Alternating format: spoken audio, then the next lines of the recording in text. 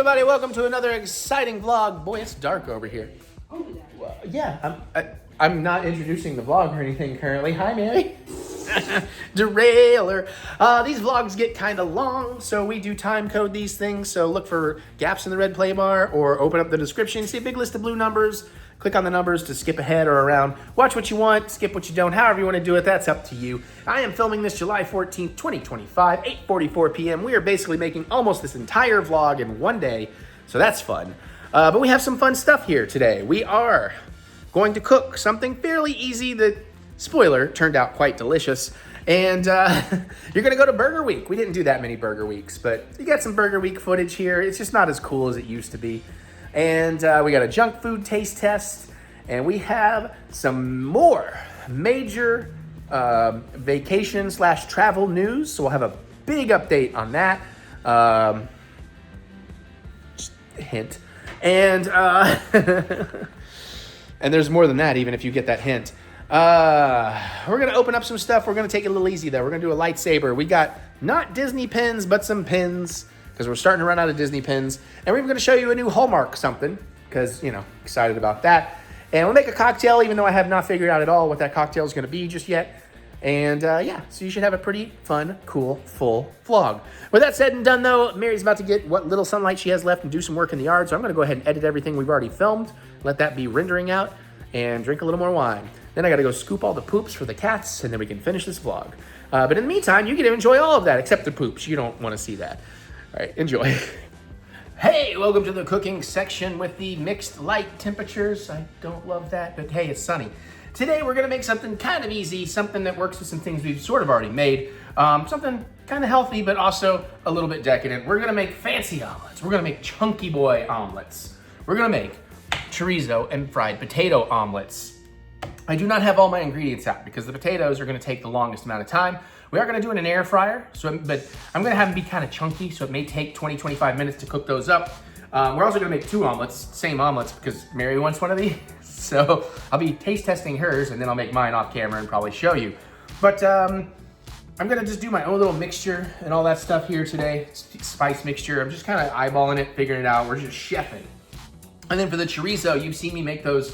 When we made that chorizo hot dog the other day, I had those links from Kroger. I got 2 more of those left up. I cooked up recently, so we're gonna slice that up. I got some diced white onion left over from the last time I diced a white onion, so we're gonna grill, soften some of that up in a pan. Also, this tiny boy out of Mary's garden has some great corking and stuff already going on. And her peppers are hot. So I'm gonna dice that jalapeno up and throw that in my omelet, just raw, because I don't want it to contaminate her onions. That said, first things first though, we do need to get to the potatoes. So let's bring this down here. Mary just went ahead and bought a Petite Yukon Gold. That's what we're gonna work with today. These are already washed and scrubbed and all that stuff, so we don't have to do any of that to them. But we are going to, cut them down a little bit, because I don't want to I want my potatoes very chunky, but not quite that chunky. And I'll probably just make this whole bag because, we can just eat the rest later. Oh, by the way, it's 6:35. It's July, I want to say 12th. I don't know. 14th. It's a Monday. Yeah, we're doing this entire vlog in one day, so that's fun. And some of these do still have, no, that's just peeled. Okay. So like a guy like this, let's take him like that. Let's take him like that. And very carefully. Boom. Yeah, those are kind of the size chunks I want in this. Like I said, we're gonna make this a chonky boy. Honestly, probably 2 potatoes is enough for 1 omelet. We might not make all these, I don't know. And again, since we got the long boy here, we're gonna do the same thing again.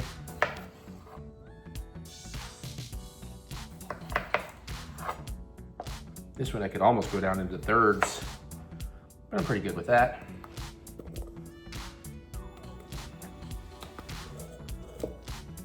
Honestly, like 2 potatoes per omelet at that size is probably pretty good. We'll maybe cook up 5, I don't know.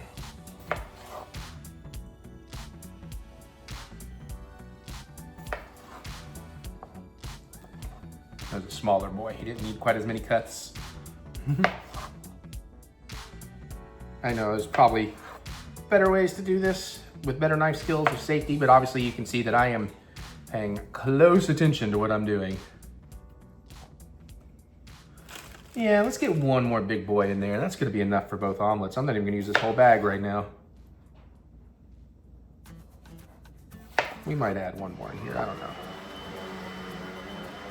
Oh, and one of our cats had a little herp, so Mary's downstairs working on cleaning that up. Yeah, let's do at least one more. I'd rather have too much than not enough. Ew, forget that guy. Maybe two more tiny boys.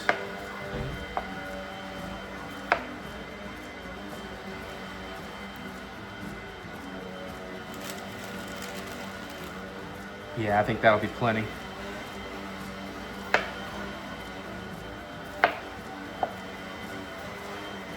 Cool. Put these off to the side. We don't want to overcrowd our thing anyways. Yeah, see, that guy's a little... I could have cut around it, but... just because it will go real quick, let's do the one other knife. Well, actually, there's two other knife works, but let's do this one other... Well, maybe I should wait till I cut the sausage. Yeah, we'll wait till I cut up the sausage. All right, so let me just put this out of the way a minute. All right, so we want a little, I should have got this out already. Oh, good, right here. A little extra virgin olive oil. Just to hold the seasoning. Go ahead and toss that up. Probably should have tossed the seasoning first, or made the seasoning first. All right, we're just gonna mix something together here. You know, potatoes need to be salty. A few big pinches of salt in here. That's maybe like, I don't know, tablespoon, 2 tablespoons, somewhere in there. You're the boss of your own sauce, you know what I'm saying? I don't know how many grinds of pepper I want to do. Just get a bunch of black pepper in there.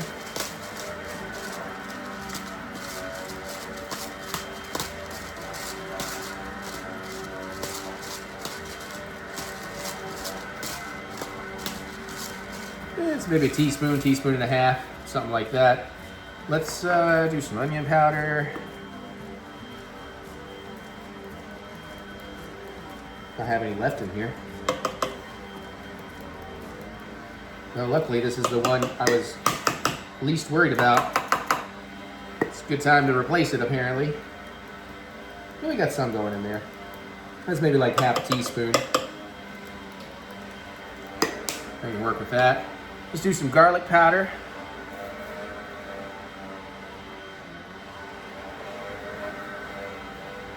About a tablespoon, maybe half a tablespoon. Now I'm gonna do some guajillo chili powder.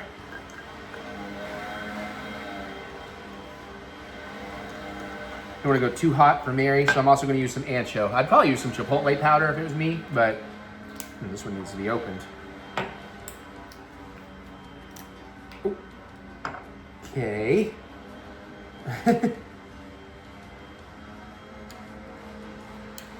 You see what's happened here, right? The safety seal came off with the cap.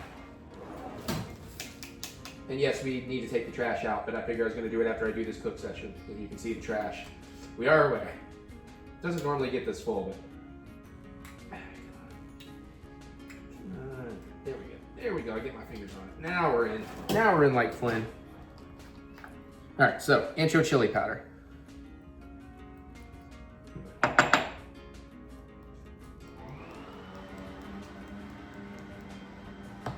I mean, I'm bad at giving you eyeballed measurements here, so.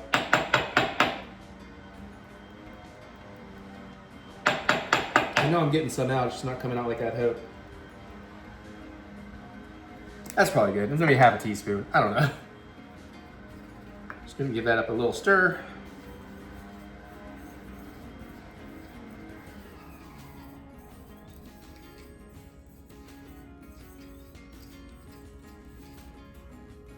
Okay. I'm gonna glove up for tossing, it's just a little easier. Then we don't have to worry about getting all the oil all over my hand here.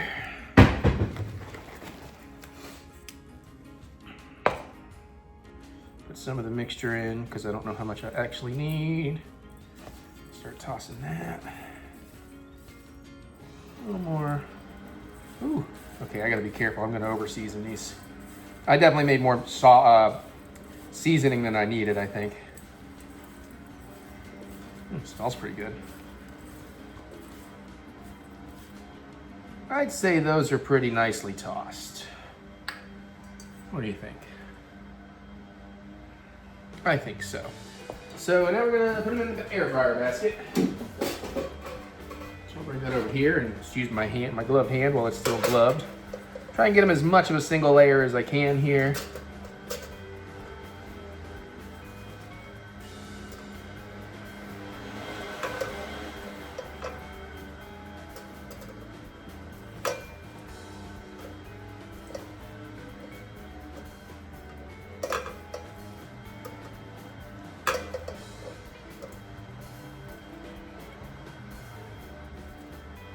Oh, look at that. I kind of just did that pretty much just right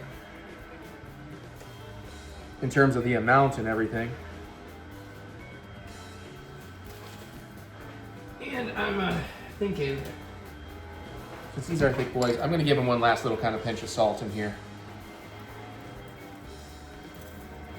Make sure everything gets a little touch of salt. There we go. All right, this is gonna go in the air fryer on 400 for anywhere from 15 to 25 minutes, something like that. We're just gonna eyeball and figure it out what we want as we go.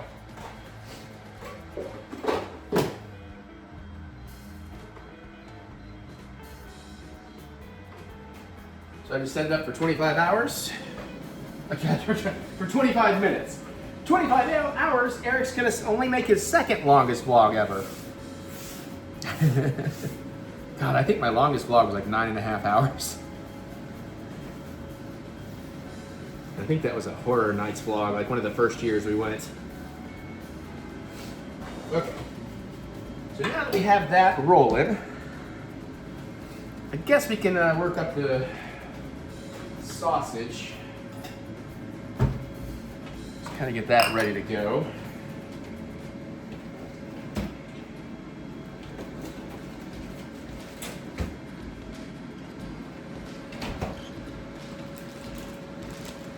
And now I'm going to glove my other hand for control. So.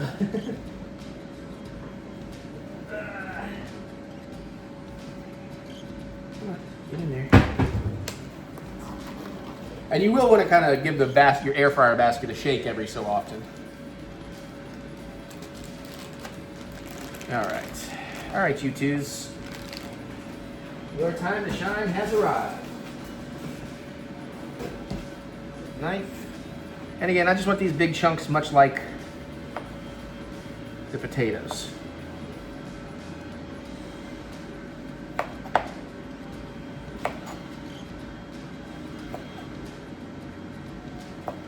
Oh, jeez.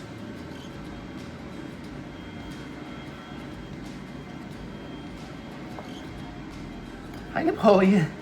Yes, Daddy is cooking, but it's stuff you can't eat. I'm sorry.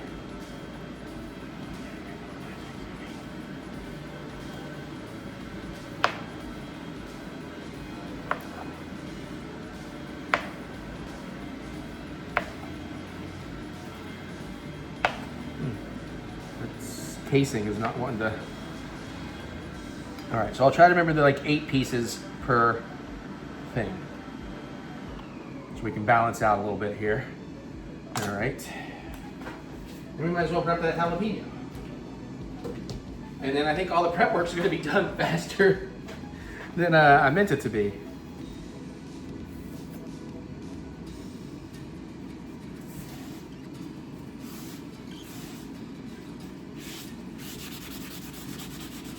Of course, I don't mind if the chorizo contaminates my jalapeno a little.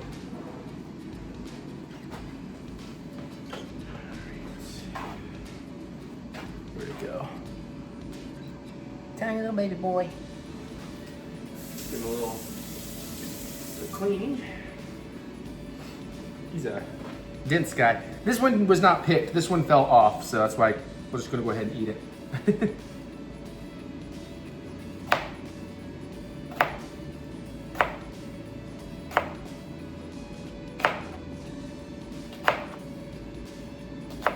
Oh, she's shooting seeds everywhere. Must be a male pepper. Because that's what us boys do. I don't want to dice it down too fine, but I'm going to give it a little bit of a dice here.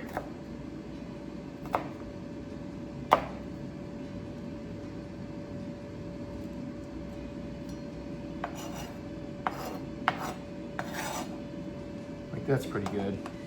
I'll try just a tiny piece.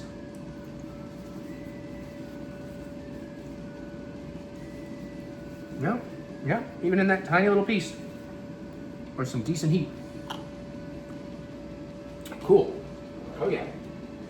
We also might throw some cheese in this thing. We'll see.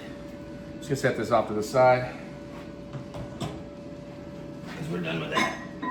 We'll keep the pepper, and we'll keep the salt for the actual eggs. I'll put my seasoning away real quick. Nacho.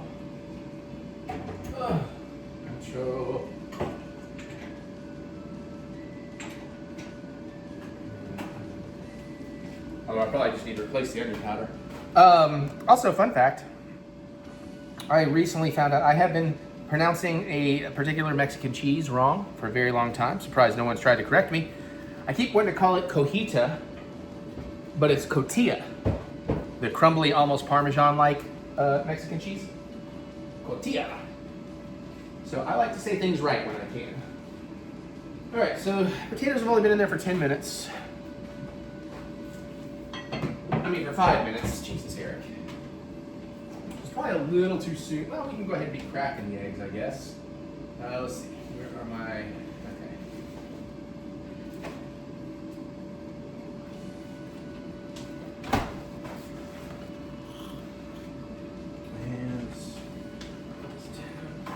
Ooh, it's starting to smell good. This potatoes, the oil and like the garlic powder is warming up.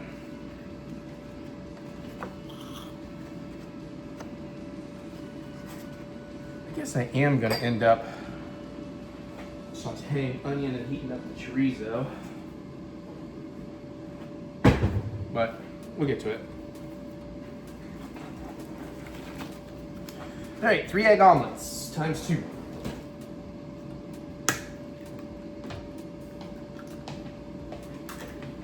One, two, ooh.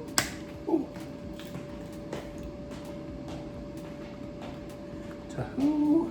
To steal from my wife. Alright, 3. That one is for the lovely Mary. Thank you. And then we'll do the Eric. Whoops.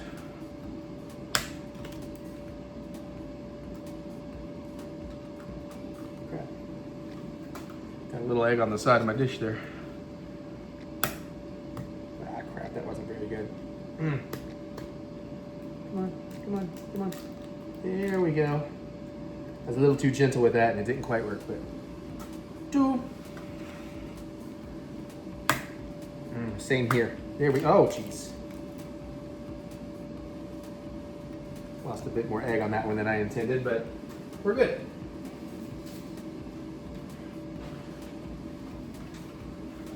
Now, I have learned that I really like to salt my eggs about 10 minutes before we cook them, which is not yet, so...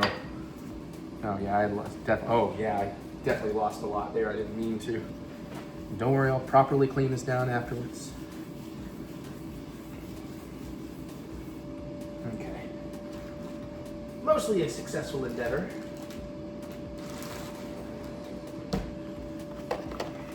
Okay, now I'm grabbing my onion. Oh yeah, I want to get some cilantro on this.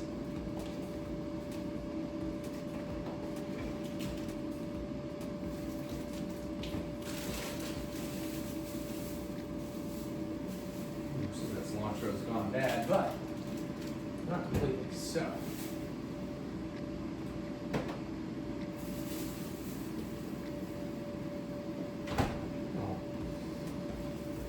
Okay, so I'm not going to use a lot of cilantro. It's mostly just going to go on top. Some of this is bad, but I got some good stuff here. Is that cilantro? Yeah, just looked weird. Pretty sure that that's cilantro. It looks like parsley.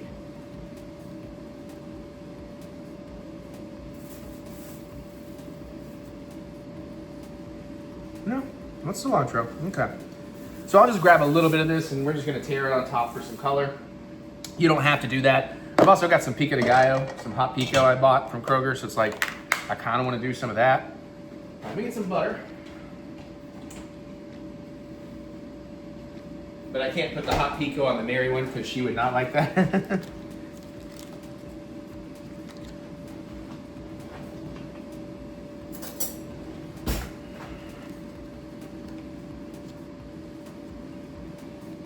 We don't need a ton of butter because we're not going to do a lot here. Might need more butter than that though, we'll see. Okay. Oh, we have had these in here for 9 minutes. I'm going to give them a little shake. Take a look at them. Oh, they are coming together actually. Let's get this show on the road. That might not take that whole 25 minutes. In that case, let's do this too. I'm going to salt 1 set of eggs. 1, 2, 3. Echo, set timer, 10 minutes. And let's scramble these up. Basically, I just try to think of how much salt I would put on a single egg and do that for each egg in this cup. And there's something about letting the salt sit here for 10 minutes that just breaks it down just right to give you kind of fluffier eggs.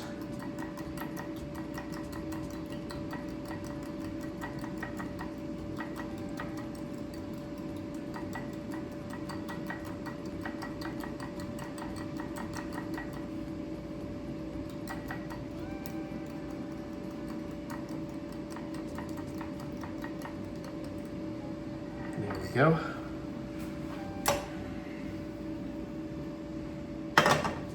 Take this down just under medium high. I need something to work with, aren't I? Sure. And let's get some onion going. That's probably enough for 2 omelets. Try to get some butter on all of them. We'll get a little more fat when I throw the chorizo in, but since the chorizo's already cooked, I don't want it to go in the pan too long. And I'm not even worried about getting these like totally sauteed down. I just kind of want to soften them slightly. It's fine if they keep a little bit of a bite. All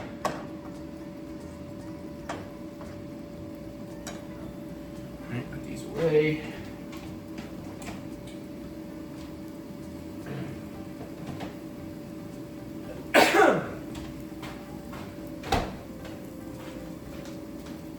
Give those potatoes a little bit longer.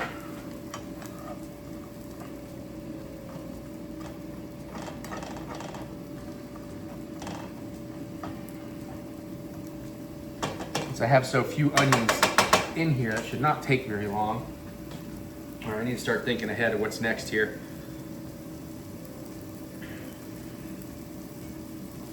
Okay, this might be in my way.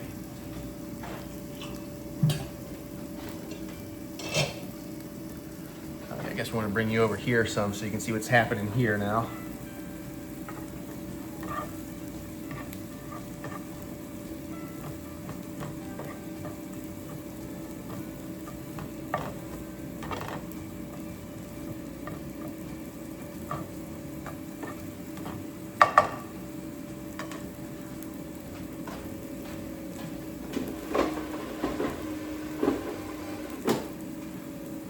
Honestly, those potatoes could probably come out in 3 minutes. All right, these are starting to get a little bit of a softness happening. All right, I'm gonna go ahead and put in the chorizo. This is already cooked. I just want this in here for a minute or two, take some of the refrigeration off of it, and then that'll hopefully incorporate some of the pork fat into the onions.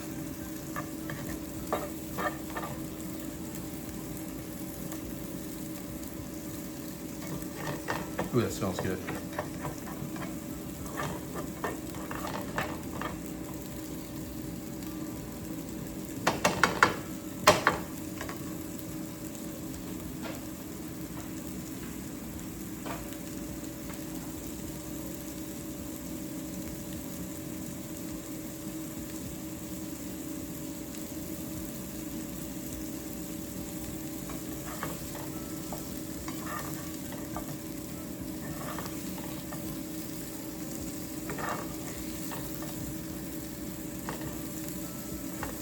Yeah, you can see it's kind of coloring the onions, which is nice.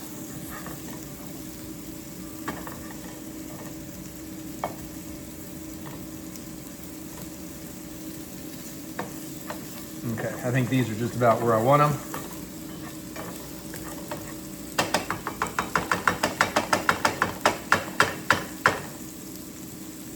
That guy back in there. All right. Take that heat off for a second. I'm gonna put all this back into this bowl if I can.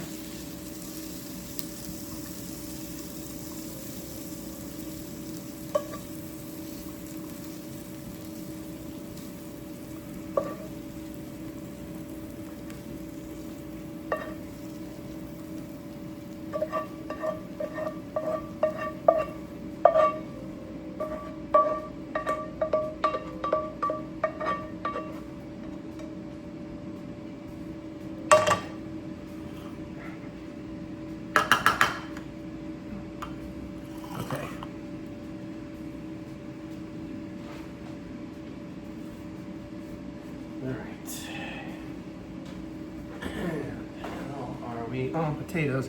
All right, let's get this back on medium heat. Go for medium now. A little more butter back in the pan.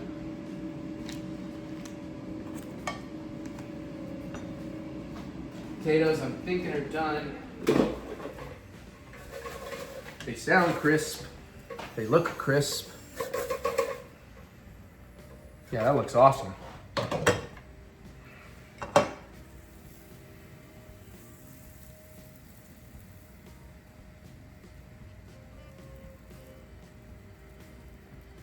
All right, eggs are going in. Oh, has it been 10 minutes? It's been 6 minutes. It's gonna have to be enough.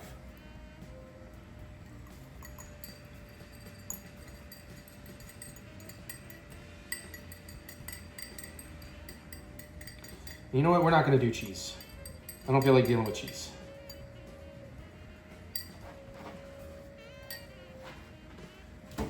Echo, dismiss timer.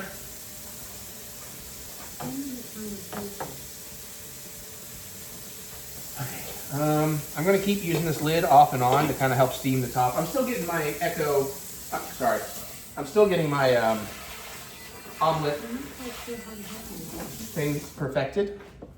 We're going to be salting my eggs, I guess. Well, no, because it'll take a minute.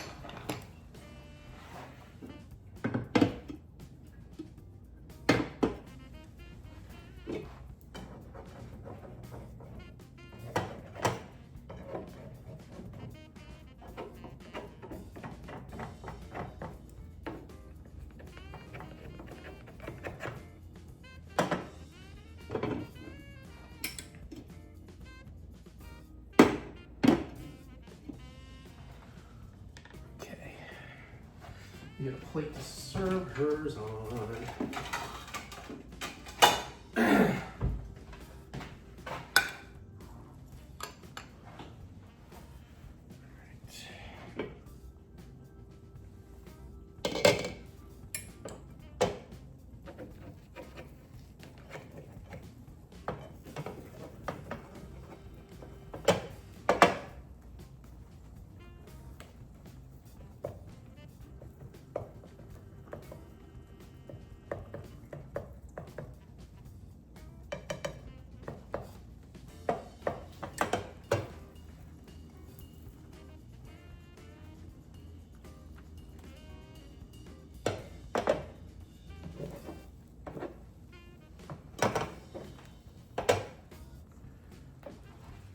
All right, hers is about ready, man.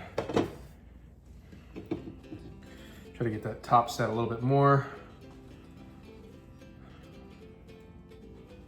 Something to get these potatoes out with.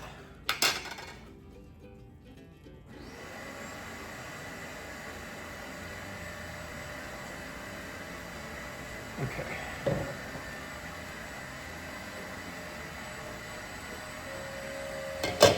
Smells good. All right, I'm gonna try and start building this a little bit.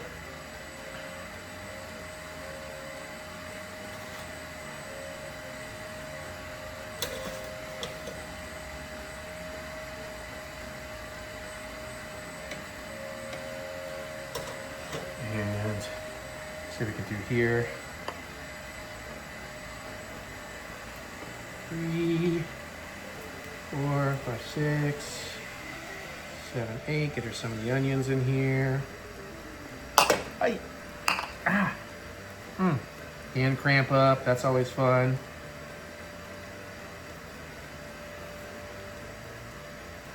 Okay. Come on, get in there. Now we try and do the flip. Hopefully we get it right. I may be overdoing hers. Shit.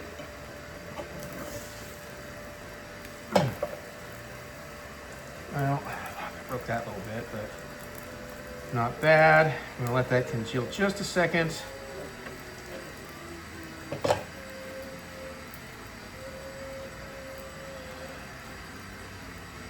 And heat comes off. I should have taken the heat off a second ago, probably.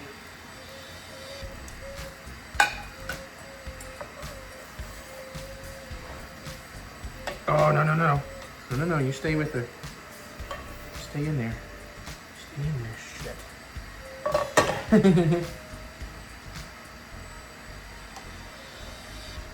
It may not be my best work, but it's not my worst work either.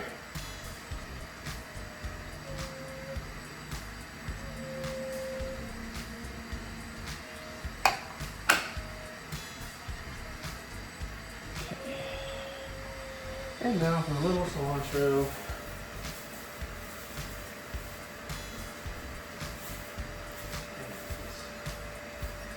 Not the best.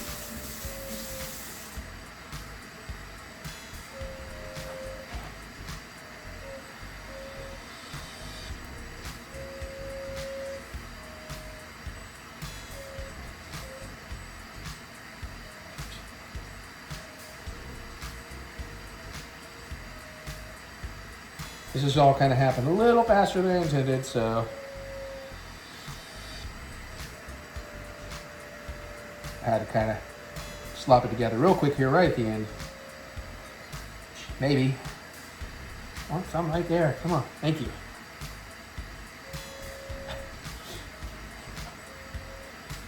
All right.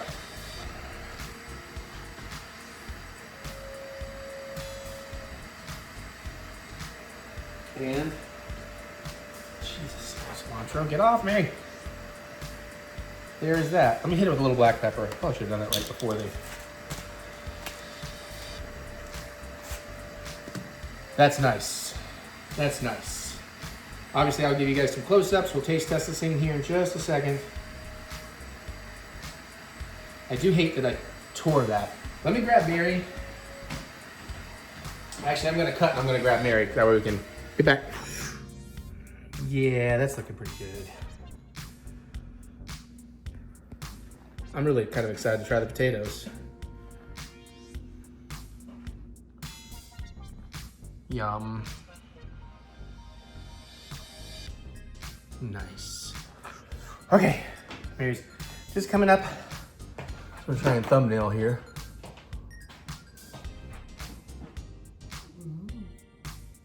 I mean, that looks pretty damn good.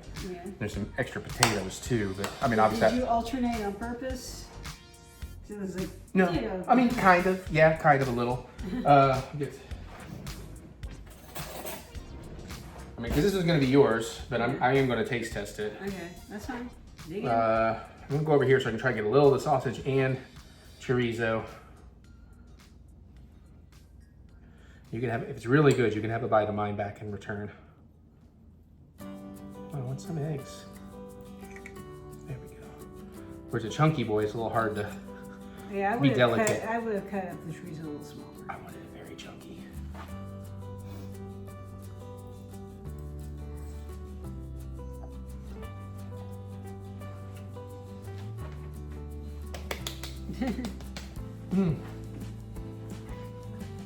All right, do you want to buy? Oh, I'm a little bit jealous. I have to wait to eat mine. The potatoes. Yeah, I'm sitting here going, like, trying to find a bite where I can get everything. It's tricky, just because it's so big. Yeah. I need more of those potatoes in my life. I'm glad we have a bunch. I'm going to go ahead and start salting my eggs here.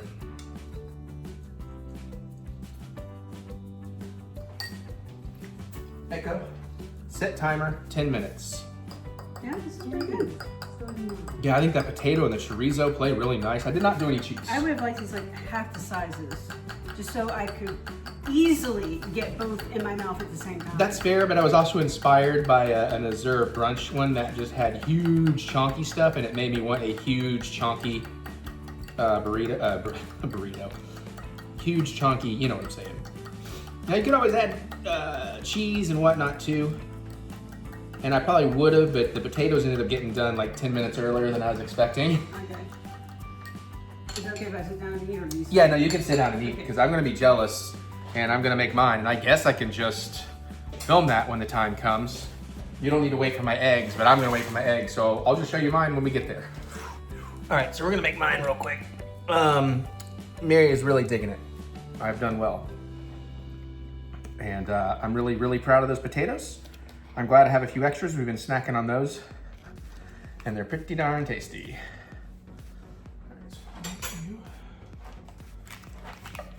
And my eggs have about 2 minutes left on the timer, but let's get this party started. Or let's let the gas now air out since it didn't catch. Woo, yep. Oh my God, dude, come on. Third time's a charm. There we go. Keep that on the medium. Seemed to work pretty well. That butter melting down. I already mixed in the potatoes I'm gonna use into the onions. Matter of fact, I guess I can go ahead and carefully throw in all the jalapeno. Well, no, I wanna kind of be able to spread the jalapeno the way I want. I don't wanna get that too clumped up. I'm debating about topping mine with some pico de gallo.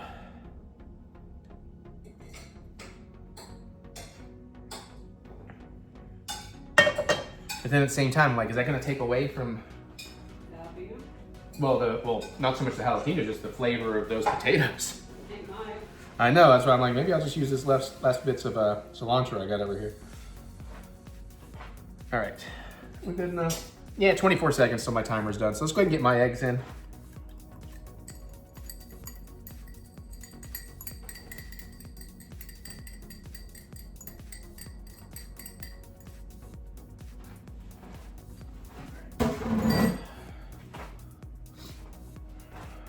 And let that steam cook on top a little bit. Echo, dismiss. No, I said play dismiss.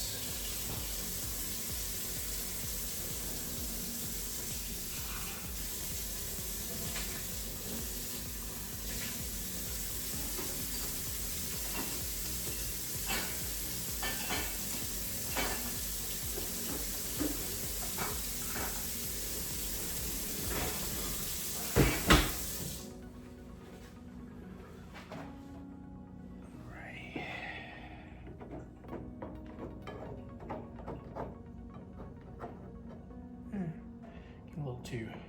Be careful, I don't want to make scrambled eggs.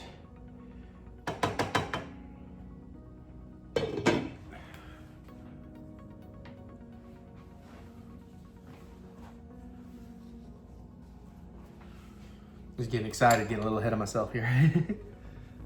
Okay, now we can work those sides a little bit.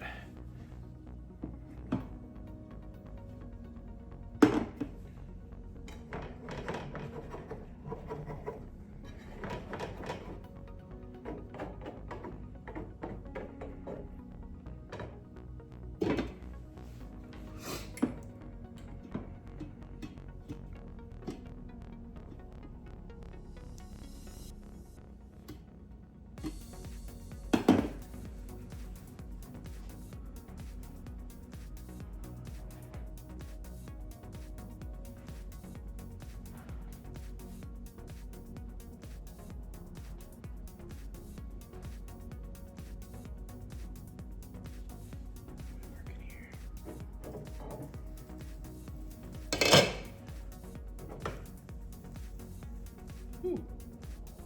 Okay. Okay. Top's almost where I want it.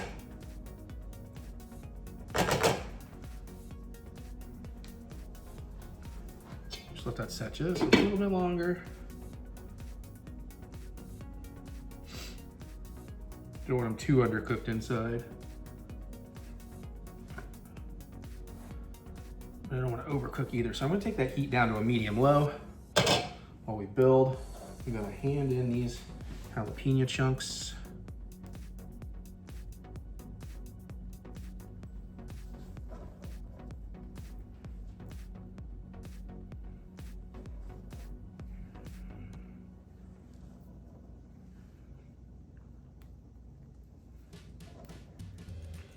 Okay, let's try to get my potatoes layered out the way I want them.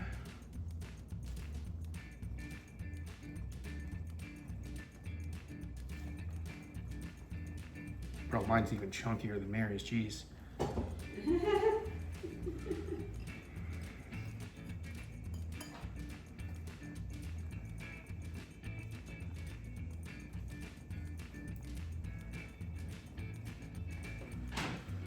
That seems groovy, so we can get a decent flip. Get me under there. Get deeper under there, please. Oh, it's complete fucking fail. Oh no. That's the biggest failure I've ever had. It's because it's too heavy on this side. I got it too chunky. Oh, jeez. Yeah, mine's not gonna look nearly as nice as yours. Well, at least you have the nice one to show off. Yeah. Yeah. Now you've just got not quite scrambled eggs. Heat off. Yeah, you can't go super chunky. It never goes super chunky. I'm sorry. That's all right. It'll still taste good. This is true. All right.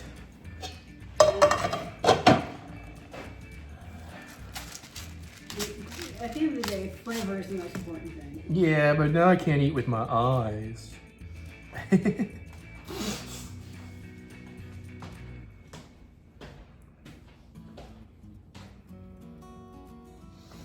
But you know, it's a good omelet because it's an overstuffed omelet. And those are always the best. So, yeah, look at that. Whoops. I am not using that as the thumbnail, but I wanted the option. And I'm sure this tastes just as good though. So once you finish eating, what's the game plan? We'll film some reviews and stuff, so if you're still waiting for it to get cooler out. Okay.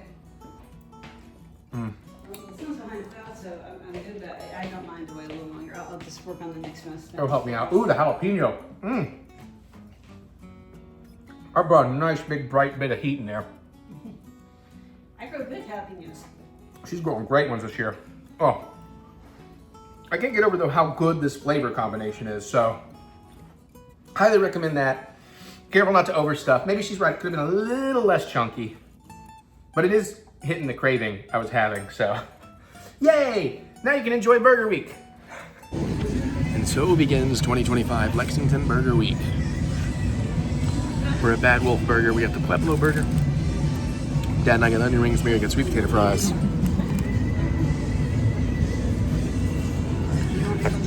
Yeah, you're fine. I forget what's on this. I know it's a fried egg and tahini. You get some pico, some crema, lettuce, I believe pepper jack. Looks really good.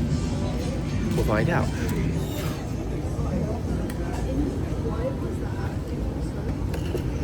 Careful.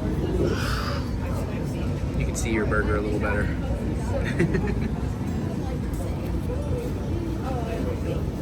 Alright, Mary's gonna film so I can give you my first bite. There's also guacamole out here. Really should have hooked up a whole lab kit. I'm not prepared for filming. Yeah, you might need to speak up. I can barely hear you. Yeah, I know. I just don't want to be that loud over people. Looking for the perfect bite. There we go.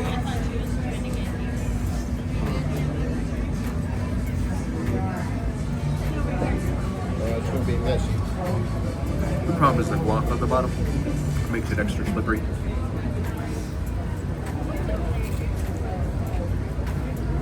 It's fine. It's fine. It's okay. I'm so fighting for focus because of all the people behind you. Well, it should be on my face. I put it on a special mode. Anyways, you can wipe it out. What? I was in. You can end it. Oh, you can end it? Good. Yeah. Okay. But you got to do the. I'm sorry, I don't understand you. You've done this vlogging enough. You got to do something in front of the lens or hand down or you know. Oh, okay. Give me See, a I cut thought point I and then didn't know cut. if you actually gave me an opinion on the burger. Yeah, I've been like. That's all I'm getting. Okay. Yeah. Okay. There's not a lot to say. Okay. Yeah, it was okay. The guacamole was pretty good on there. The burger tasted good.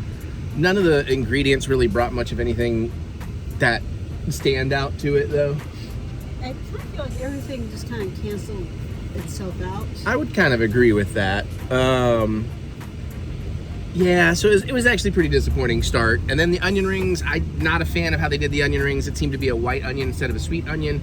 It also seemed to be kind of like a Long John's-esque fish batter. Beer batter, maybe. Yeah, so it wasn't really loving on the onion rings either. The sweet potato fry was pretty good. Yeah, the sweet potato fries were the best thing about it. But also it's one of those burgers that we all learned and didn't think about at the time, that if you have a bottom of guacamole on your burger or a top, that is going to extra make the patty try to shoot out of the burger. So Mary made a big mess on her hand. Yeah, it escaped. But- It was completely escaped. Yeah. But, you know, I mean... And I was prepared. Yeah, right? Because I went first. At I was least like, oh, thought I yeah. was prepared. Yeah.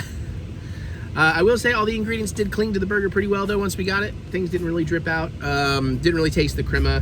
I tasted the pico in, like, one bite. The egg with the tahini was the thing I was most excited about. Didn't really taste it at all. Okay, so the thing with tahini is, I feel like for a lot of things, you've got to go with a heavier hand than what you think. I agree. What did you want to say about the meat, Dad? I thought the meat was very good. The meat was good. Yeah, we all agree. I think that, and I would say Bad Wolf is worth eating at. I just don't think the Burger Week, I feel like the Pueblo burger was that great. the summer burger, which was probably more generic burger. Yeah, like barbecue sauce or something. Yeah, Sweet onion jam. yeah, that might have been a little bit better. And they had some other burgers on their main menu that sound fantastic. So, you know, I would say Bad Wolf is worth checking out, but a disappointing start to Burger Week. Next week and tomorrow we know is going to be great. We'll see about Wednesday and Thursday. Burger Week Day 2 is also Taco Tuesday. I'm dressed for margaritas. He's dressed for just being cool. I'll say it wrong, I'm sorry. Mi Pequeña Hacienda? Mi Pequeña Hacienda. This is probably like second or third place favorite Mexican place in Lexington for us. We got the spicy salsa offered. It does have some nice heat. They don't really have sides offerings. I know you can get fries with the burger. We're gonna do a soup course, but then we're gonna get the burger, and then hopefully not fries. We got medium El Diablo margaritas coming in. There's so much stuff in here that looks so good though. Like, part of me just wants to just say screw it and have an actual like Mexican meal. But I can't justify eating out every day of the week if it isn't specifically for Burger Week. So, oh well, I know it's gonna be good. It's kind of the same burger every year, but it's a really great burger. It's always one of our favorites. So, let's see. The shirt on. Oh, I have the more appropriate shirt. We got the medium Diablo jalapeno margaritas. These are delicious. Apparently right now you can get large at the price of medium, but I was like, I'm gonna probably have 2 drinks. I don't need to drink a large. I also had some tequila before I came out. Although the tropical, I know it's a gross menu, the tropical mezcalita sounds really good too. We have ordered some soups to start, so we'll be back. Uh-oh, whoops. And for scale, that is a large bowl of soup. I'll describe it in a moment. It looks really good. Yeah, I got the black bean soup. Sorry, I keep forgetting to bring my labs. This is this. Jalapeno soup. Chipotle sauce, avocado, onion, chips, lime juice, and cilantro. I've had the black bean soup before. I know it's very good. Yep. You got a little cheese pull. Oh, this really does have tortilla chips in it. Cool. And we got limes on the side for squeezes.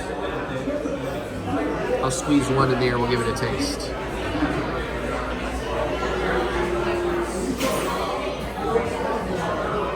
No, were you yumming? I couldn't see if you were yumming over there.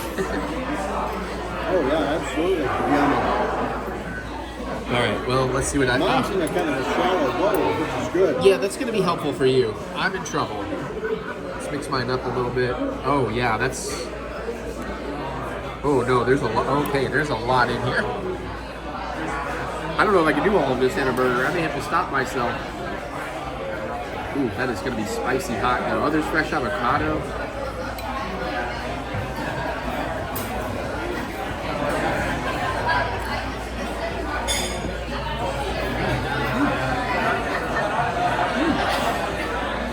Well, that's fantastic.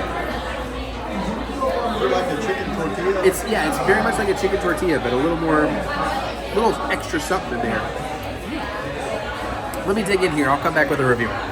The soup was great. I had to stop myself from finishing it. I am getting it to go. There was so much chicken in there. It is absolutely a meal in itself. Highly recommend. But I have to save some room for the burger. I have almost finished that. I did order a large. Listen, the large house margarita is the medium price, so I might as well. I don't have to go anywhere except home. And I'm dreading what I have to do when I get home, because it's that time of the week where I have to do the big poop scoop. Last week I was smart and did it before I showered. Today I had to get out of the house too soon. I couldn't do that. Oh well. I love my wife and I love my putties, so I'll do it. Oh, crap. It didn't say it came with fries. I did get it to go from my soup. I wish I hadn't eaten so much soup. Oh, this looks so good. Look at that queso, bacon, chorizo. It's supposed to be jalapenos, isn't there? I don't really see anything except that. Pretty sure it's supposed to have jalapenos, but I don't know. Maybe they're diced in there or something. Anyways, it's going to be really good. I'm going to have to eat some of those fries. Crap. Burger Week, third and final day. We're not going crazy with it this year. We skipped yesterday to save calories, but today we're at Harry's, and we're going to start off with some potato skins because they sounded amazing. Mary's going to be here in a few minutes, and then we go to Superman. I got me some fries instead of the 5 chips it comes with. This looks pretty good. We have like ghost pepper cheese, habanero mayo, should be fried jalapenos on here that I don't see at all. No fried jalapenos. Is that another one of those things where nothing's on it? It's supposed to be. Well, it has almost everything, but it's definitely missing the fried jalapenos. So this is why we don't do Burger Week like we used to. It's just, and I'm not mad at the restaurants. I just don't think restaurants should do it. But oh well. Okay, let's try the first bite. Dad is unimpressed.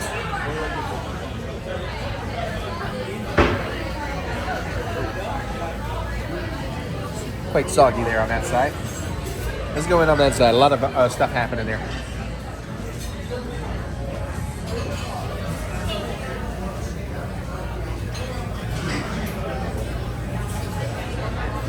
Messy. There's a little heat.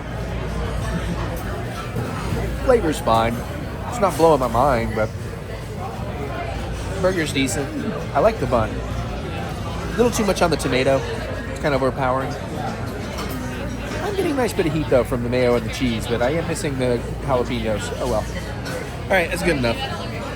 Surprise, we're doing another Burger Week. It's Friday. Dad was like, "You want to go get a burger?" I was like, "Okay."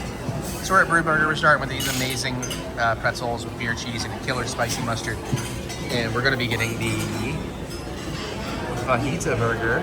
That sounds awesome. Their burgers are always great here. Having a Fat Tire Belgium ale right now. I'm going to be doing a key lime pilsner after this. But I'm excited to eat this, and I'm probably going to get some onion rings. I really want to get cheese fries, but I probably won't.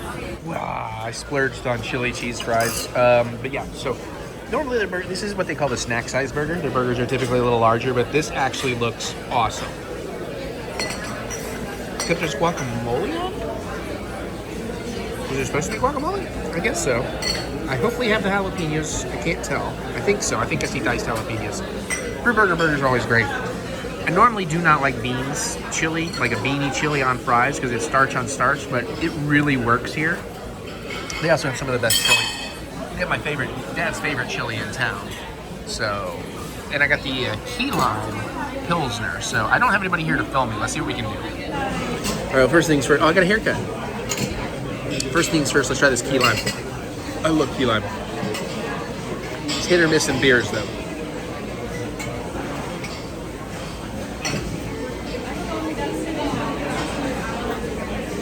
It's not bad. It's also a Pilsner. I'm not a huge Pilsner guy. That's pretty good. I think it's suggested to be paired with this burger, too. And since this is a tinier burger, I think I can at least pick up for one bite. Because I have a side that's a little bit cleaner than the other sides. Oh yeah, there's definitely grilled jalapenos on this. Oh yeah. Hey Dad, make a face in my thumbnail here. All right, thank you.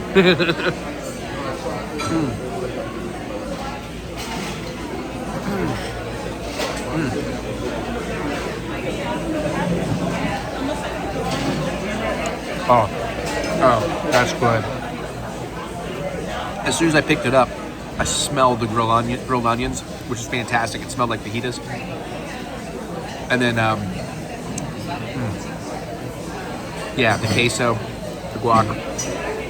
I didn't get a jalapeno in that bite, but that's a damn good burger.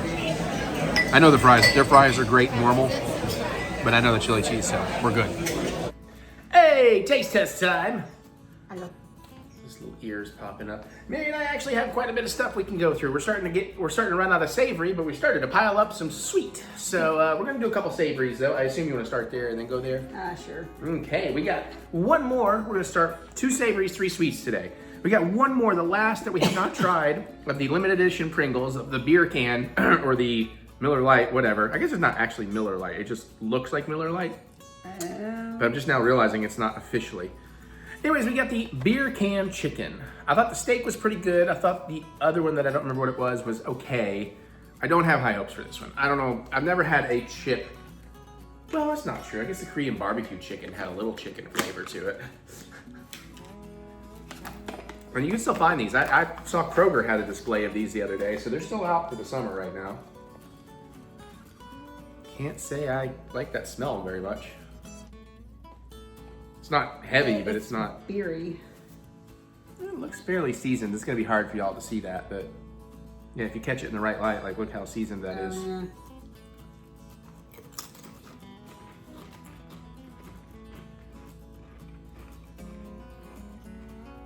I do taste the chicken. And a little bit of the beer. It tastes like seasoned salt to me. It's not bad. It kind of got better on the back end.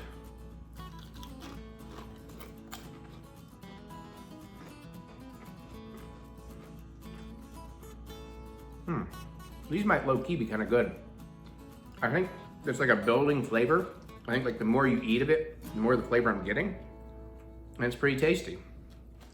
I'm not really hungry. Well, we're both hungry.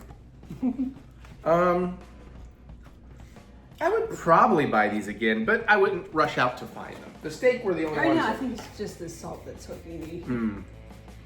Yeah, I kind of like that. That's surprisingly, I like that a lot more than I thought I would.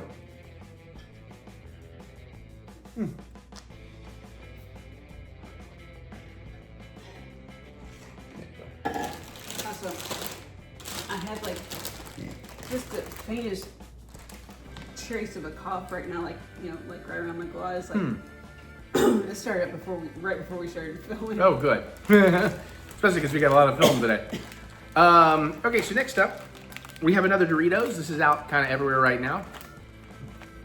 Guacamole. Guacamole! I thought you Lucia said Ortiz? mole. I thought you said it was like mole flavored. Oh, no, it's guacamole. Okay. You don't even need the dip. Although dipping these in guacamole might be interesting. For queso. Oh, these are green. Not much of the smell, but it's hard to tell. We've got the sunlight beaming in just in front of the camera, so it's like giving a real color mix here.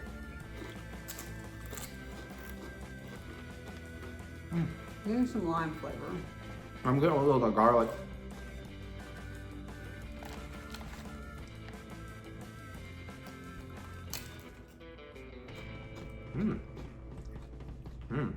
The tiniest bit of heat.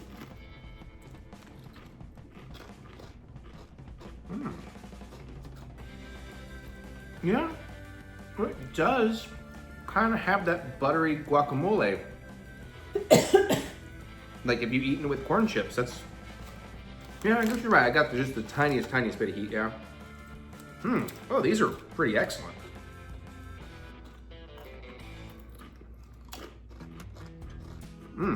Okay. I wonder if these would go with the sloppy joes. I don't know, maybe. I think I might love these. I got to put them away though. Oh yeah, those might be dangerous. That's Yeah, those are very good pickles. I mean, it's not quite the hot mustard or the tangy ketchup, but which are like two of my favorites still, or the golden sriracha. But this is maybe like 4th place tier for me. Oh, those are dangerous good though. Oh yeah, the flavors and the heat and everything builds a little as you're eating it. Highly recommend. Highly recommend. Ladies first. That works. We're gonna use these for this. What do you want to show them? I guess not. Mary found these. I've seen them and I did not buy them, but I'm constantly on the hunt for something that is s'mores based that actually tastes good. and if you've been watching our videos, you know we have not really found anything yet. So I figured if I don't like these, I can take them to work.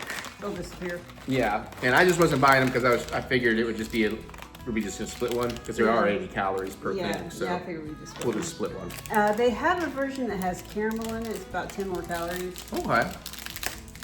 But I got the basic. Okay. And I'm not like a huge s'mores fan to begin with, so, but I'm excited to give it a shot, see what we think here. All right, so it's basically lump of chocolate. Yeah, kind of on the outside. puffy.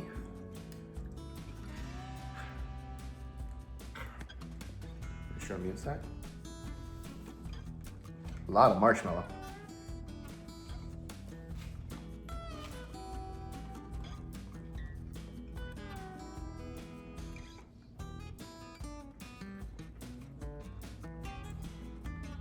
And need more graham. That's the thought was just going through my mind. What needs more graham cracker? The chocolate's not bad, but maybe it could use a better chocolate. But chocolate and marshmallow balance is pretty good. Yeah, it just needs more graham cracker. Maybe eat that on a graham cracker. But it's all right. Yeah, just microwave it a little bit, just melt it down a little bit. I think that's been going to work. What's weird is I know it's not in there, but I feel like I am getting caramel in there. But yeah, I feel like if they gone a little heavier with the graham cracker, it may have actually Started to get close to landing. Yeah. Those are very good. I would definitely eat the rest of those, but I don't need to. So fine if you want to take them to work. But those are very, very good. Again, if you're looking for an exact s'more replication, you're not going to find it there, but just as a candy in general, pretty happy with how that turned out. Yeah. Now these I've been excited about. I do like my marshmallow candy, so Well, no, I may have like another one at work. so we have peanut butter pie Reese cups, which basically I think is pretty much just Reese cups with crunchy graham cracker chunks in it, which sounds pretty awesome. All right. It'd be kind of funny. individually wrapped. It'd be kind of funny if we try these and it's like this has too much graham cracker in it. Oh, they're Wait a tiny. minute. Yeah, these are individuals. That's why I also didn't feel too bad buying these. So what is it? About 43-ish calories a piece. That's a lot for one of these. Oh yes. It's very fragrant. Oh yeah, you do really smell like the peanut butter more than usual.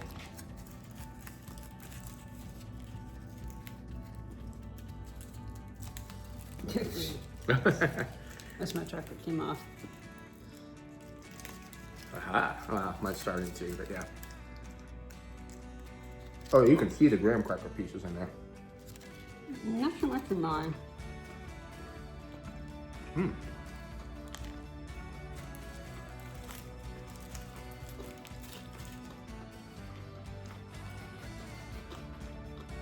You know what? It might have too much graham cracker. Maybe. You know what it is? I'm getting the texture, but Not really the flavor. Right, the graham cracker flavor is not really coming through. But it's not also. But it's also not quite the standard Reese cup flavor. Yeah. And you get kind of like a weird chemical taste in the back end too. Milk chocolate and peanut butter with crunchy graham flavored cookie pieces. Graham flavored? Cookie, not even cracker. So What the fuck? that's probably why it's a little off. They're edible. It's a decent Reese cup, but it's nowhere near like the big caramel cup No. or even the chocolate mousse cup. Was it chocolate mousse or chocolate lava? Chocolate That's lava, what it was. I think. And those weren't even that great, but it's definitely above these. I'm honestly kind of disappointed. I wanted this to be better. Honestly, it's hard to beat just a standard Reese Yeah, cup. I like that they're trying. The ones with Reese Puffs in them are pretty decent. Now, like the holly ones are like their tree or whatever. Uh-huh. The white chocolate ones aren't bad. But- Still not a huge white but- chocolate fan, but But generally speaking, just a standard Reese's cup is probably the best Reese cup. It's like you get all the novelties hoping that they'll Something. be better. Maybe not necessarily better, but on par, but different. yeah.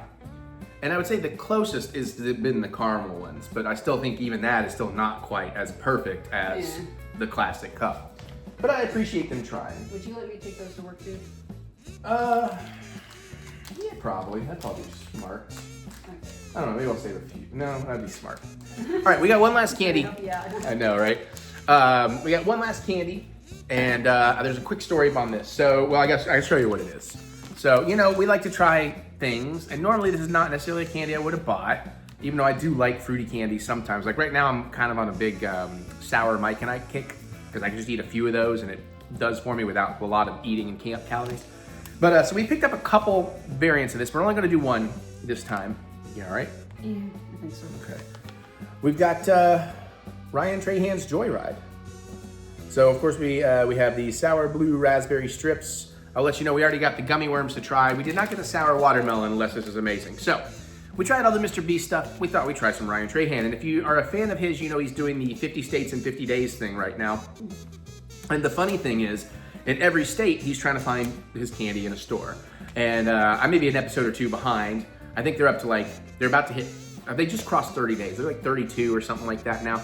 But so far, there's only been 2 states he could not find Joyride in. One of them was in Kentucky, which is weird. I think he just stopped at a bad place because we found him in Kroger. You know, it's not even Target or CVS or whatever. Kroger carries these now. So thought we had to give it a shot. And I bought this around the time he was probably in Kentucky. Now, he didn't come near Lexington, but still, you know, it's like, it does exist in Kentucky, Ryan Trahan. Yeah. Just so you know, you don't have to feel too bad. This is it. Did you check a city? Because some of Yeah. the smaller markets may not. They were staying out somewhere, not like a city. Oh, I did this poorly. I should have gone the other way. Didn't need to open it that big of a hole. Woo! Oh, it's smells like sour blue raspberry. This smells like chemicals. Well, yes. Well, actually, this one supposedly is supposed to be not. That's what they're selling it as. I don't know. Let's see. Uncommonly good. No fake junk. 4 grams of sugar per serving. No synthetic colors. Prebiotic fiber for gut health. Oh, cool. Non-GMO. This whole bag is 210 calories. That's kind of impressive because there is a decent amount of candy in here. Now, is that 2 pieces or is that 1 piece? Because I think that's 2 pieces. Maybe not. That's 1 piece. It kind of looks like bacon. That's kind of fun. Do you want your own piece or you want to just split one? I'll just split one. Yeah, 4 pieces is 70 calories. Okay.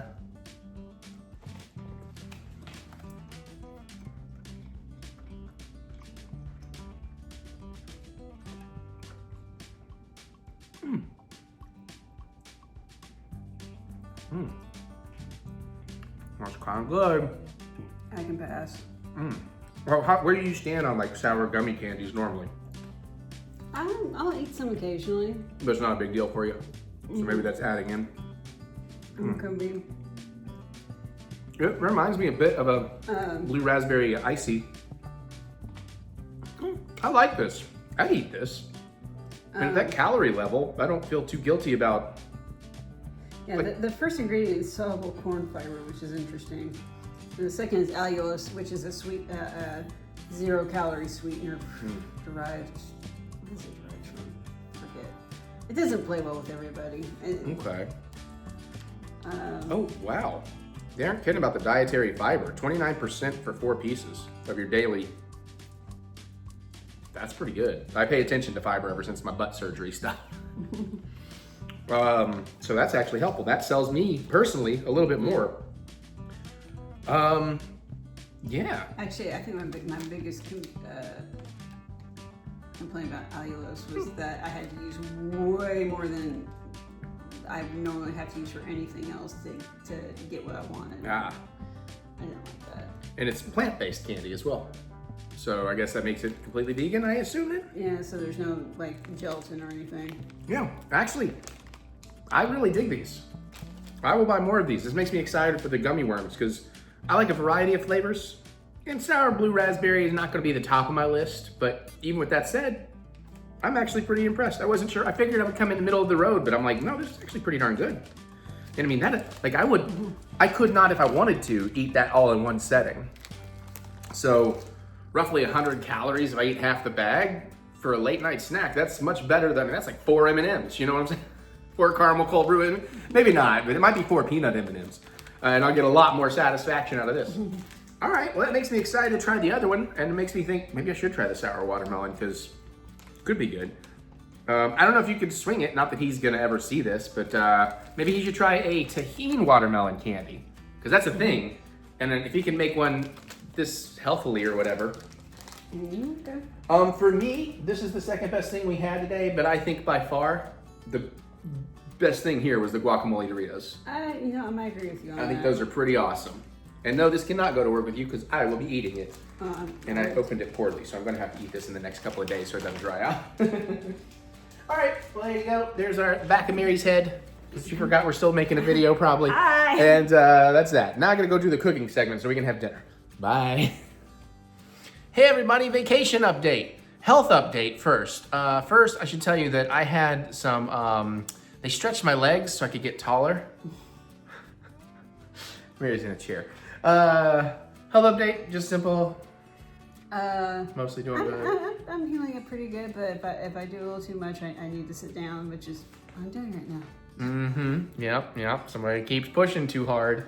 Keep trying to get her to be like, no, sit down, don't do anything. And then I'm like, let's do 100 things together.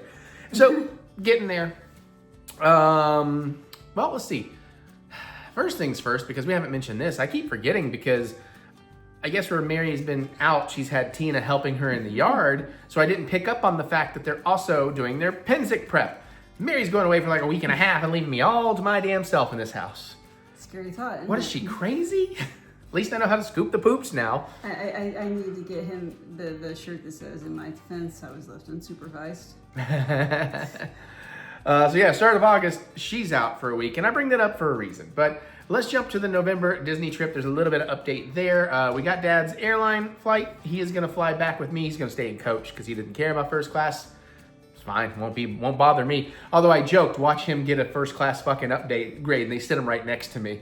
And they'll be, host, stewardess, ma'am, sir, please. I can't. This guy's a jerk. Somebody's gonna go, but they got your latest. Or we should just do it if they're not, because it'd be so weird. So we got that, and now they have released the Christmas party dates. They aren't on sale until Wednesday, so I won't have full details for y'all to the next vacation update, travel update. But it looks like I can't remember if I get to do 4 or 6 Magic Kingdom Christmas days, because I'm out there for 10 days. But I'm only getting 2 Jollywoods. Jollywoods are pretty light this year. However, it is nice because one of those Jollywoods is on Life Day when I was going to spend the whole day in Batu anyways, and that'll just make Batu that much more empty through the back half. So I might get to do a lifelong goal of playing Sabak in Oga's because it'll be empty enough that I can maybe pull that off.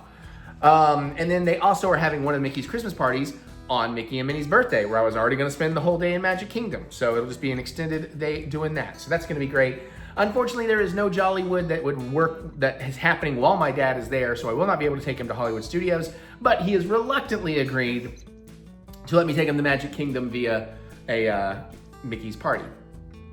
So day one, he's gonna come in kind of mid-afternoon, late. We're gonna go down to Disney Springs. So we're gonna have Morimoto ribs and some other stuff. And then the next day, we're doing like the first part of the day in Animal Kingdom. So we can have Tusker House. And it's gonna be really silly seeing how he will interact with the character interactions. I don't think I've told him it's character dining. Does he know about character dining? I don't know. I mean, normally it wouldn't bother him because you don't have to partake in that, but I'm so going to partake in that, and I'm going to draw him into it.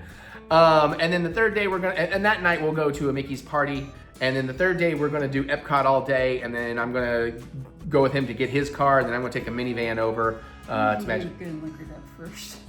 That's part of the idea.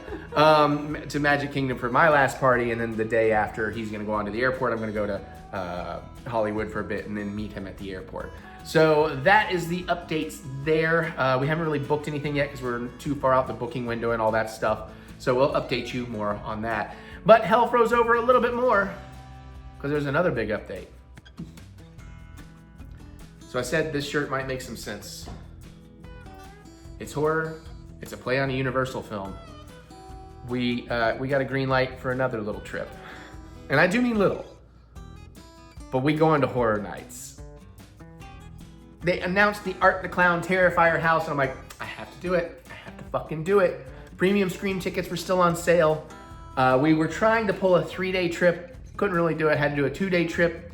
Because again, funds are getting tight. I'm really extending it for this, but it was clear how bad I wanted to go to horror nights, and I was gonna feel real bad missing a Mickey's Halloween party. So it's gonna be short because Mary and I are gonna fly down on a Thursday. I think currently I'm having trouble planning this one because we have such a small window to do a certain amount of things we want to do. But tentatively, I'll give you more information later. But right now, it looks like the plan is we go down on a Thursday. We go to Disney Springs. Disney Springs. So okay, first things first, we get to stay in the Contemporary. There was not a lot of, I didn't want to put her in like one of the all-star resorts with me because we could exist in there, but we should have a little more space. Plus it's hurricane season if we get stuck in a room like that. It's one thing if I'm by myself. I don't know how families do it. But Contemporary is like one of the highest end resorts. It's one of the big 3 or 4 maybe. And we're even in the main tower. Because I know this is still very expensive, but for Disney prices and for Contemporary prices, this is a killer deal. I got like 35% off the 2 nights or whatever. So it's like normally an $800 and something room that we got for a little over $500 a night. It's like, since it was only 2 nights, and we have literal, you just walk right to Magic Kingdom. Like a 5-minute walk, you have private security over there like nobody else uses, so security is always a breeze. So I needed to bring that up because awesome, we spent our honeymoon, that's where we were for the hurricane during our honeymoon. So if that does happen to happen, it happens. But, so the one thing I wanted to say before Disney Springs is while we're settling into the room, I'm thinking about running in, since I have the annual pass and I can do this, running into Magic Kingdom real quick without her and hitting the confectionery and buying us some of those fun popcorns to keep in the room. But then we're gonna go down to Disney Springs for sure. And we may split up. She may film some stuff. I may catch back up with her. We don't know how we're doing it because why are we going to Disney Springs, Mary? I'm gonna get me a cookie. God damn it. If it takes you 3-4 fucking hours, she's getting a goddamn Gideon's cookie. Actually, since it's day 1, she's thinking about getting a few for the room. I mean, they're from what I can tell, they're massive cookies. Like, probably about really big, but you thick. And like, that's what the pictures are like, super topped. Yeah, like super toppings and all kinds of stuff. They make, there's a limit of 6. Okay, yeah, that tells you something. And this place always has a line. Apparently there's also, if the line gets too big, there's a virtual queue, so at least you don't have to wait in the line. What I'm understanding is if the line gets over 30-minute wait, you do a virtual queue, but you might have to wait 3 to 4 hours for them to call you, at which point, if they're doing that, your line wait is maybe 15 minutes once you've been called. Reasonable. So hopefully we get that rocking. Yeah, well, being a Thursday, hopefully it won't be Yeah, and we're getting down, we should be getting down there like noon or something by the time we get down to, noon, 1 o'clock at the latest to Disney Springs. So I think we'll work that out. And I don't know exactly what I'm going to do. Maybe the M&M store. I haven't exactly figured out what my plans are in Disney Springs, if she has to wait in a line, or what we'll do. Well, we have to be careful eating because we're going to premium screens. And last time I failed on trying enough foods because I didn't have enough, and everybody says this. I've watched so many videos now, and everybody's like, we just failed on the food because we weren't prepared to really stop and eat over and over again. So we really want to try and not only hit all the houses and see Nightmare Fuel, but we want to try a bunch of food. So we'll get something. But I don't think we're going to do like a fancy sit down. Again, this is all just happening, so the plans are still in flux. And so we're going to go out to Premium Screams, hopefully stay there all night. Some sort of lunch. I'm just telling you. Oh, I know you got to eat something. I know. I'm not saying there's no food. I'm just saying we probably shouldn't do a big sit down dinner where I'm going to want to try. Cookie. Yeah, you'll also have cookie. Hopefully. Yeah. And, we'll get some room food at the Contemporary and all that. And then currently the next day, we are going to go to Epcot for a handful of hours. Maybe a little more than we thought because we're doing a Mickey's party after. And because I have to buy her tickets, we're trying to be good about the tickets, which I want to talk about in just a second. So I don't want to necessarily have to get her a Magic Kingdom ticket or a Park Hopper or whatever. Although, not that it would matter because we already got all these tickets, flights, hotels. It's all booked. So, it's just a matter of booking the events down there. And we used our companion ticket. So I actually have to fly in coach on the way down there. But at least I'll be excited for the thing. But I did upgrade us to Comfort Plus on the way back so we can get on the plane a little sooner. Maybe get free cocktails. That sometimes depends. Have a little more space to relax on the way home. And we did gamble. We had a choice of we could leave real early. We could leave real early and get nothing done on the last day, or we could gamble getting that last flight home. So hopefully the weather stays cool and I don't get stuck out there overnight like last time. But it is what it is. So the second day we're gonna do Epcot, and of course I want to try the best food and wine. Actually, food and wine starts the Thursday we get there, and I was kind of wanting to run to Epcot too, but I don't know that we can do all of that. Just to say I was there the first day, but it's like I can be there the second day. We're gonna try a couple of the food booths. I'm gonna get extra booklets so Dad can have one and look through it and like circle what he wants for his trip and all that kind of stuff, so I can plan better for him so he doesn't have to take as many steps zigzagging everywhere. But the nice thing is we're gonna go to the first concert, assuming I can book what I want. If I can book what I want, we're gonna go to the Japanese sushi restaurant on the Eat to the Beat dining package so we can go to the first concert of the Food and Wine Festival, which we were on the fence, and then I watched a video about it, and it's fucking Joey Fatone and friends. Neither of us are huge Backstreet Boy fans or anything, but Joey always seemed like the cool guy. We loved him like on, he had one of the best sketches on Robot Chicken. No. The Enter the Fat One, it was really him and all that stuff. I think also Dancing with the Stars, and I remember him being fun on that. And then what was the play? Romeo and Juliet. And Juliet. Or something, yeah. So it's he was like. doing that a little bit, yeah. I think he was playing the Romeo's father. That sounds right. But anyways, I watched a video about what it is, and then I was sold because sure, Lance Bass, whatever, all that stuff, it's kind of cool. But last year they had freaking Lou Diamond Phillips come out and do La Bamba, and then join them at the end for Bye Bye Bye. And I'm like, we probably won't get Lou Diamond Phillips this year, but it's like if there's a chance of getting somebody cool like that, we've got to go. It's free. It's a 30-minute concert. It'll be a good time. Yeah. That of course makes us get over. Then we got to run back to our hotel. We'll take a lift. And so we can put on whatever costumes we're going to wear, which we're still deciding. We have a couple of things we aren't going to tell you. Surprise for the vlog. We have a couple of things we have stacked back, but we haven't used. But since this is like late August, we might want to think about trying to find something cool that's a little bit lighter versus some of the things we have would be more October appropriate. Yeah. And also you can dress up for a Premium Screams night now too. So I'm considering maybe we can be Crystal Lake camp counselors, which I'm sure like half the people out there will be. So then we're gonna, and then after that, so we should get to the Mickey's party at 7. The ticket allows you to go in at 4, but the party actually starts at 7. So we're aiming to get there at 7. And then I had a thought. Would you wear the short shorts? It's not that I wouldn't wear them. Like I would not be embarrassed to wear them or anything. It really is more of a practicality thing of I need my pockets to get to my cameras and fans quickly. Because honestly, I had that thought. It's like, oh, that would be great if I could wear the short. Like I would. It doesn't bother me at all. But it is a practicality of I need my pockets to be doing all the vloggy stuff. So, and you'll need me to carry. You'll have a park bag. I'll just have to leave it to my imagination. Well, I can put them on for you. You just say the word. I'll run upstairs. There's some details I want to circle back to, by the way. So then we're gonna do Mickey. I gotta make a strict plan though because she's never done Peter Pan or Little Mermaid. I want to get her on there. We definitely want to trick or treat. We want to see some of the shows. The parade, Boo to You is amazing. I gotta get a little bit of merch. I'm supposed to be very good with merch. That's the thing though. I can't buy every single t-shirt. No. Now they know I'm going to buy some. Like I'm buying a fucking Terrifier shirt. I'm buying an HHN hoodie. And if they announce the Wyatt 6 is the final house, I'm probably buying that shirt too. And we'll talk more about this as we get closer to it. But then probably just get like what I call the concert t-shirt. Yeah. And all the houses listed. Yeah, I'd probably get that too with the hoodie. Anyways, and we'll get like one blind box, maybe 2 blind boxes. if they have them in stock. Premium Screams, they didn't have everything in stock last year. That's all right. You coming up? Where was I? Mickey. Hopefully we can go see the Rusty Cutlass again at Mickey's party too, because I love those guys. And then the day we leave is the next morning, and I got us the proper breakfast at Chef Mickey's, since it's right there in the Contemporary. He's confused. He's like, I don't know where to land, Mom. You land right here. Can we? Sorry. I love you, buddy, but we're trying to do a thing. You're talking just fine. Now we do. I know, but I want you to like interact with what I'm. I am. I know you have been, but now you're terribly distracted. Hey, buddy. I know. If Jack would just jump up here. All right. So anyways, I booked a Chef Mickey, which is a character dining breakfast at the Contemporary. Mary and I kind of did it. They did a sort of lower key half version for the people that were stuck at the Contemporary during the hurricane in 2022, September 2022. And see, now you're gonna struggle with him trying to go over there. Anyways, so they kind of just had the characters do a parade. You didn't really get meet and greets and pictures. But hopefully we're gonna do all that this time. Now I have one of those booked for the Friday and the Saturday because we're still in flux on what the plan is. I'll let one of those go. But it looks like we're gonna do the Saturday that we leave.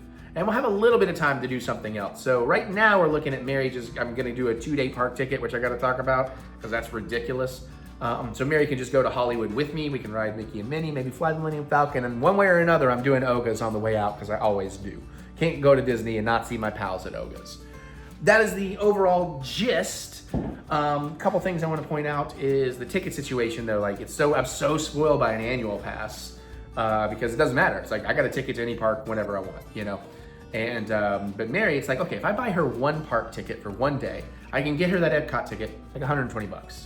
If I want to buy her a 2-day ticket, by you actually saying I'm going to buy a 2-day ticket, or even buy them individually, suddenly for like Epcot and the Hollywood day, it becomes like a little over $300 after tax. But they're running a special right now that would work for her. That is 3 tickets for 3 parks. You can't park hop, which is fine in the situation. You can't use it for Magic Kingdom, which is fine in the situation. And after tax, that's like $289. So it's actually cheaper for us to use that special to buy her 3 tickets and just not use one. Yeah, so that's a thing that's still in flux.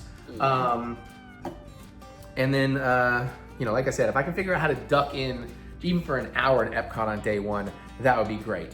I could definitely do it if I leave you to Disney Springs, but then there's extra lifts. I'm still, like I said, this is so new, all I would make a great fucking, vacation planner, or what do they call that? Travel agent, apparently.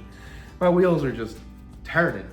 I kind of feel like, either go with me to Disney Springs or not, because they get the extra lifts. Yeah, but I'd like to go to Disney Springs too, and that lift is probably not that expensive. I don't know. I'm looking into prices. I'm gauging things. I'm doing, Yeah, I'm looking at. It's like, am I gonna have to put lift on my phone? Probably. The earlier iterations of what we were planning, you definitely would have. My dad was the same way. I had to get him. I'm gonna make him he knows how to. He used to use Uber when he worked, but it's been so long, so they gotta get him familiar with the Lyft app. And by going down early, I'm filming him a little video at the airport about here's where you go. It's very easy, but it's gonna be even easier if he can just see a video right before him. Like, okay, baggage claim, turn around, go here, tell him it's at this gate to pick me up. Okay. So he kind of dug that idea. The only other thing let's talk about real quick is now that we get to do premium screams, if you're not familiar and you didn't see my vlog last year, here's some fun things. I don't know how 100% these numbers are, but they seem to be legit. Last year, it's the night before opening night, and it's limited crowds, all you can eat food and non-alcoholic beverages. You have to pay for your alcoholic beverages, sure. And it's the only time, this is like, it cost about what an RIP ticket down there cost, except admission is included with this ticket. So it's actually already a better deal. And you don't get the tour guide, which is kind of nice, or like the shortcuts between houses. Because sometimes, by the end of the night last year, they did start changing the ropes because they realized it was silly to have everybody have to walk through the entire queue to get up to the front. Yeah, so that was a negative against RIP, blah, blah, blah, blah. But you can go in all the houses as many times as you want. There's hardly any waiting for them, especially if you have a strategy of where to go in. But the other crazy difference that was really hard on me last year is that this is the only time you can go to Halloween Horror Nights where they don't conga line you through the houses, which means just a constant stream of people. They actually pulse you. When how many in your group, they'll let the group go in front of you, They give it a minute or two, not even a minute or two, I'm exaggerating, but enough time for them to maybe get through 1-2 rooms, and then the next group goes. So the plan is you're going in alone. It's gonna be so much nicer having her, even though she's gonna be on my back strangling me with my backpack, which is why I don't have it around my neck.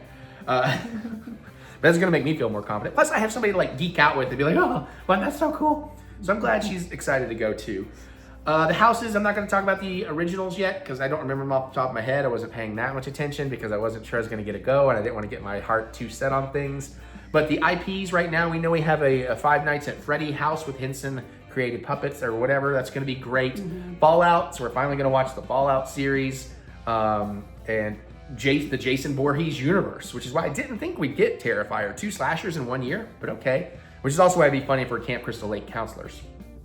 And now, of course, the Terrifier house. It's going to be all 3 houses, and they have revealed the facade. It is the Terrifier fun house from the movie. You know we're going into the Clown Cafe if you know the movies. I'm so excited. And they're all saying it's like the goriest house that they have ever done on both coasts. Oh, Jesus Christ. And yeah. Why do you do this to me? It's not real. You like the artistry, the makeup, the magic, the makeup. You like costumes. Sienna is cool. You would like Sienna. I'm going to point out, if ever there was a slasher thing to actually happen in real life, it would be in that house. Why would you do that to me? I've finally broken my fear. And it would probably be David Howard Thornton finally losing his shit. Because everybody's joke is like, if there was ever an actor that would secretly dress up in costume and go perform in the house, it would be the Clown's actor, David Howard Thornton. My only question now is, would he do Hollywood or would he do Orlando? Because I would not put it past him. Honestly, I wouldn't put it past like seeing a Damien Leone down there.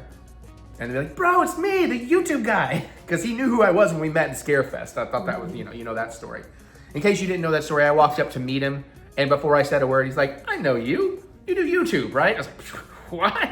And then the rest of the cast like fucking knew me because he shows the cast the trailer reactions he likes. So, but yeah, I'm very excited for that. Obviously. And there's still one house to announce, and it's strongly hinted, and from the same sources that predicted Terrifier, that it's the WWE Wyatt 6. And of course, that's one of our favorite things in WWE is the Wyatt 6. Mostly because we're Dexter Loomis fans. But yeah, so very, very excited. By the way, are we getting a Universal Monster House? No, which is, I thought, interesting. And you know what? Those are my favorites, usually. I agree. And it was literally today while I was taking a shower, I was thinking about that, and I think I know why. Because this is the first year Epic Universe is open, and they maybe didn't want anything to compete with Universal Monsters Land. Okay, At least for the first year. I can understand that in Hollywood, but why Florida? Florida's where Epic Universe is, and where... Oh, that's right. Yeah. I got confused. And I don't know. I'm with you, though. You have to understand, half the time when we're talking about this, I keep visualizing Hollywood. Yeah, no, that's fine. And Getting them backwards. Although, it is possible it's not a WWE house, and it is because theoretically Universal Monster, they could do an IP version. Like maybe they do a Frankenstein based on Del Toro's or something, you know, since that's coming up. I don't know. That would be like just a wild, out of nowhere swing. But I agree, it's weird. Every year since we've been going to 2022, there's been a Universal Monster House. And I'm with you, it's always one of my favorites. So I'm kind of bummed about that. Is Epic even going to be open during... Well, it'll be open its normal hours. So it'll be open for an hour and a half while Premium Screams Nights is happening. Because they close at 9. I'm saying, generally speaking, though, it's not going to be open when Hollywood Horror Nights is running. When Halloween Horror Nights. Yeah. It's during the day. Hollywood Horror Nights is at night, yes? Epic Universe probably closes at 9 p.m. Okay, so people... Premium Scream Night starts at 7:30. I'm not talking about you. I'm talking about a general conflict of interest. Uh-huh. Not Premium Scream Night. Well, even on that, Halloween Horror Night starts at like 7:30. Okay. So Epic Universe will still be open for an hour and a half, 2 hours, whatever, every time Horror Nights is happening. Okay, I still don't think it'd be that much of a conflict. I agree. I'm not even sure that's the reason. The reason is maybe we didn't want to do one this year. We had too many other ideas. I am a little jealous that California is getting Monsteros 3. And we have seen how Monsteros translates from California to Orlando. It's still very good. It's not as good. Yeah. So I am kind of bummed. But there's no fucking way on top of everything else. The best parts of the Orlando reinterpretation were the props that they brought over from Hollywood. Yeah, and I mean, that's not a knock at Orlando. Orlando was still good. The only way you're going to see us go to Halloween Horror Nights in Hollywood this year is if one of you out there jumps on my Patreon or whatever and is like, Here's $5,000. That might get us out there for a night or two. Because, listen, it takes a lot more money to get out to California. We will be back to California in 2027, but not for Horror Nights. That's for Star Wars Celebration and my birthday on Batu, baby. So yeah. So I think in general, that's pretty much a very massive travel update. But last thing I want to point out is Mary's going to be at Pennsic like for the first almost 2 weeks of August. So she comes home. She has a little over a 2-week turnaround before the short trip. She comes home from that, has a little bit of a 2-week turnaround before we go on our Mexico Cancun trip. And then we come back from that, and I've got like about a 2-week turnaround. I guess I have like a 3-week turnaround, so I go on the November trip. Yeah, no, but, you exaggerate a little bit. It's not 2 weeks, it's just 1 week. Well, a week and a half-ish, but we can change.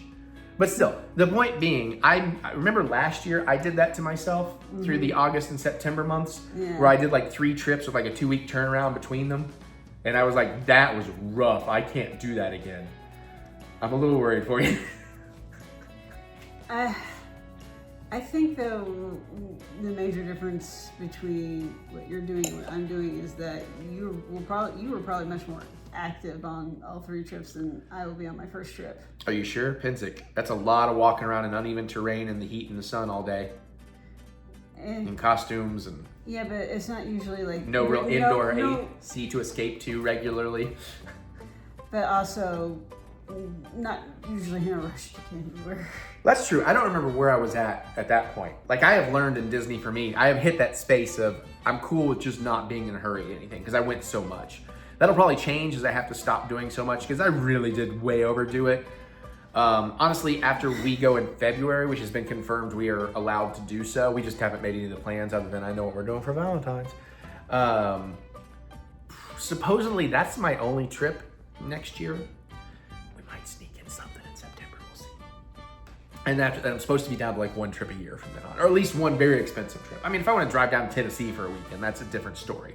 But you know, going to a Disney with an air flight and expensive hotels and lots of merchandise and party tickets and excessive food, that just can't keep happening unless I can get my shit in gear and finally get back to music and some of my film stuff, start making some money on the back end again. I've been really burning through the funds, if you will. And certain changes in the economics haven't really helped my situation either. Thank you. I don't talk politics here. But yeah, I'm living it while I can. Because who knows if we can travel in another year? You know what I'm saying? You never know.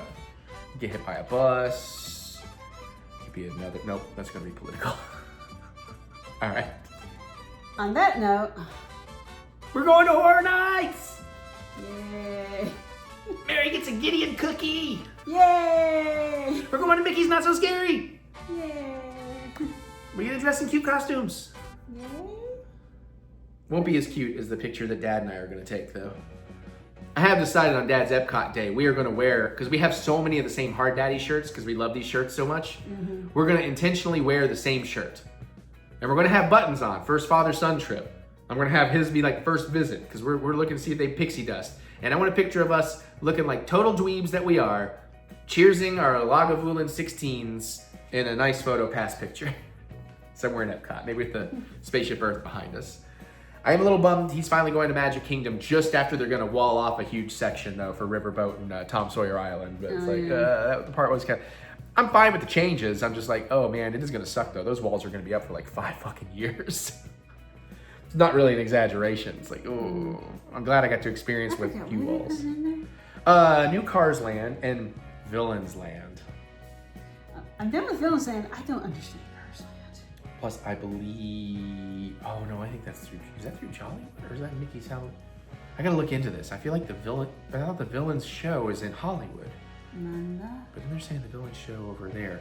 There's also apparently new this year back at Big Top Circus area that you've rarely been back to. They're doing like a childlike haunted house thing back there. So it's like, oh, that might be kind of cute. Yeah. That'll be a nice palate cleanser after a night of terrifying premium screams. Okay, this vlog's getting too long. Okay. We got other things to do. Okay. Review time! What? We're gonna do the reviews from Worst to best? probably. Although the first 2 are arguable. We're going to start with Ironheart. That doesn't mean we did not like anything, by the way. I'm just saying, I know you're waiting for Superman. We're going to build the Superman. Ironheart. We just watched, recently we watched Ironheart. I don't know. Sorry, we're just watching an Onyx the Fortuitous. Andrew Bowser, man, that guy cracks me up. So pardon me if I sink into my... Oh, by the way, hi Ryan, hi Andrew, if you guys are watching. I know they watch a lot of the vlogs. So a Ghost Support Slay. By the time, I think the Kickstarter will be closed by the time they see this crap. Anyways, all right. Marvel's Ironheart. Riri Williams. Can she survive not having money? I don't know. Oh no. Okay, it's coming back hard. Oh, no. And then you're gonna start doing it. And anyways, so honestly, okay. How about this? No spoilers for just overall. But I gotta go into some spoilers to give some specific things I really disliked. Quick clarification. He read the comics. I did not. Oh, yeah, well, I was gonna say, I maybe read like the first 20 issues. And, vaguely remember them. I really, really liked them. I thought the Riri in Black Panther 2 was very good, but maybe I was staying on the fence a little like, well, let's see how the show goes.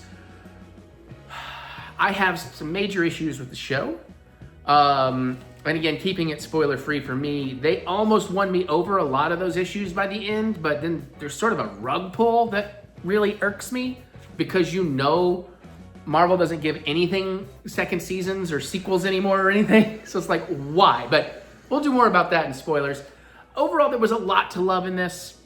I think the actors all did great with what they have. My biggest complaints come from how they treated the character of Riri Williams. I like her best friend. I like the weird people she's working with. The suit stuff looked fantastic. Mm-hmm. I love a certain character that shows up in the last couple of episodes. Genius casting. And, it looked very good. It flowed. But I have some issues that really... But we'll get more into that. What did you generally think? I enjoyed it. I did not have the issues that you had because I hadn't read the comics. Yeah, I had expectations. I didn't have any expectations. Yeah. But no, I had a pretty good time. But I at the end went, oh fuck, you did not. Yeah. You did not.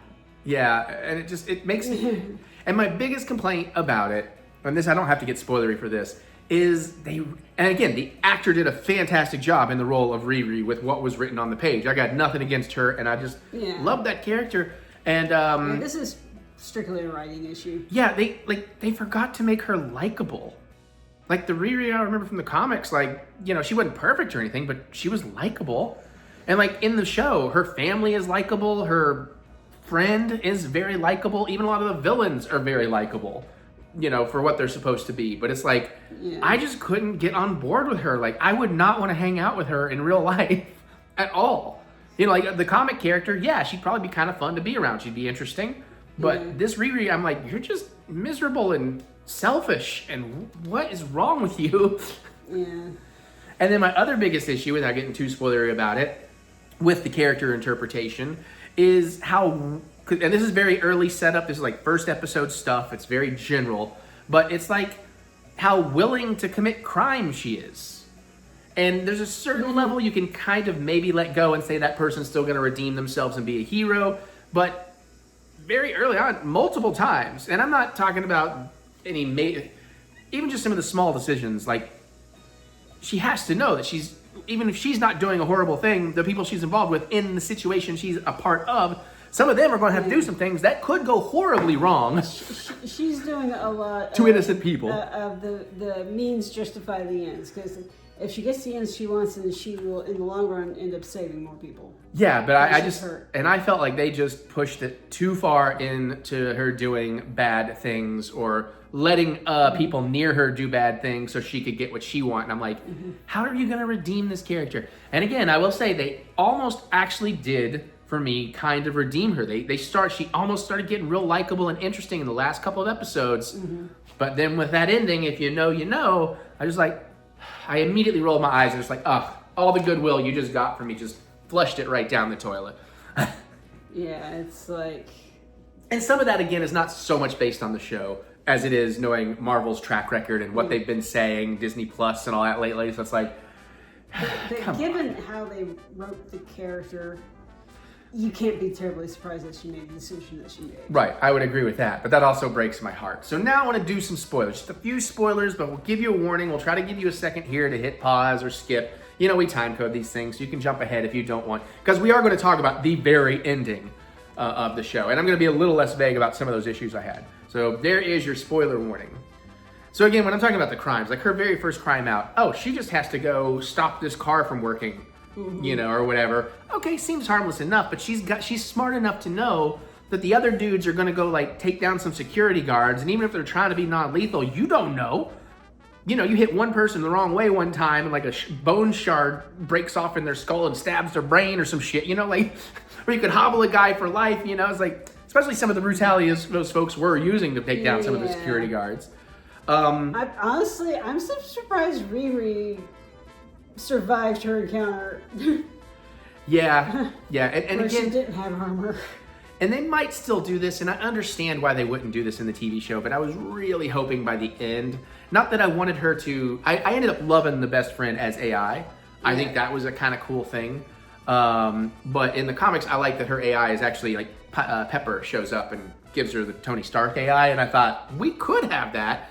But I'm not surprised. Like, that's a budget thing, especially with RDJ's contract prices, I'm sure, you know. But and I did kind of like that she's struggling with this dead friend of hers being her AI, being like this ghost and a conscience. I thought that was pretty cool. And how everybody else who knew her in life reacts when they meet her. Yeah. Some of them were like, oh, this is so great. And the others are like, oh, hell no, Satan, not today. Yeah, like her, like the dead girl's brother, you know, like, that was all kinds of messed up. I am not that upset with the Riri letting that guy die. I think she was more upset with it in character than she needed to be, because he was trying to kill her.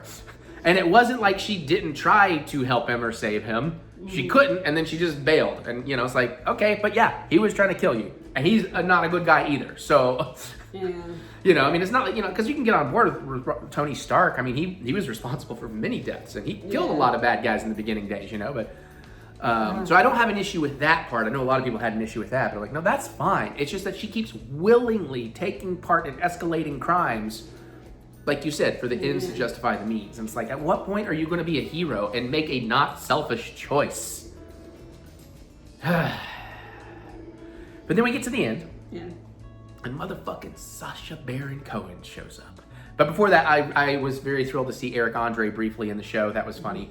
Anthony Ramos, I think, did great with what he had. He's a great actor. I think the design choice to keep him in slouchy, like baggy clothes with the hood was a little weird. Oh. It would have been nice to see his whole outfit look a little more rockin'. Like towards the end, it kind of does. Yeah. When he's more in a suit. But for the most part, it's hard to take you seriously, dude. Yeah. Han Solo. Yeah, we didn't even talk about Alden Ehrenreich, which was great, and I called it. Like after his first scene. I told Mary, I was like, what if he was the son of Obadiah Stane? And it's like, nailed it.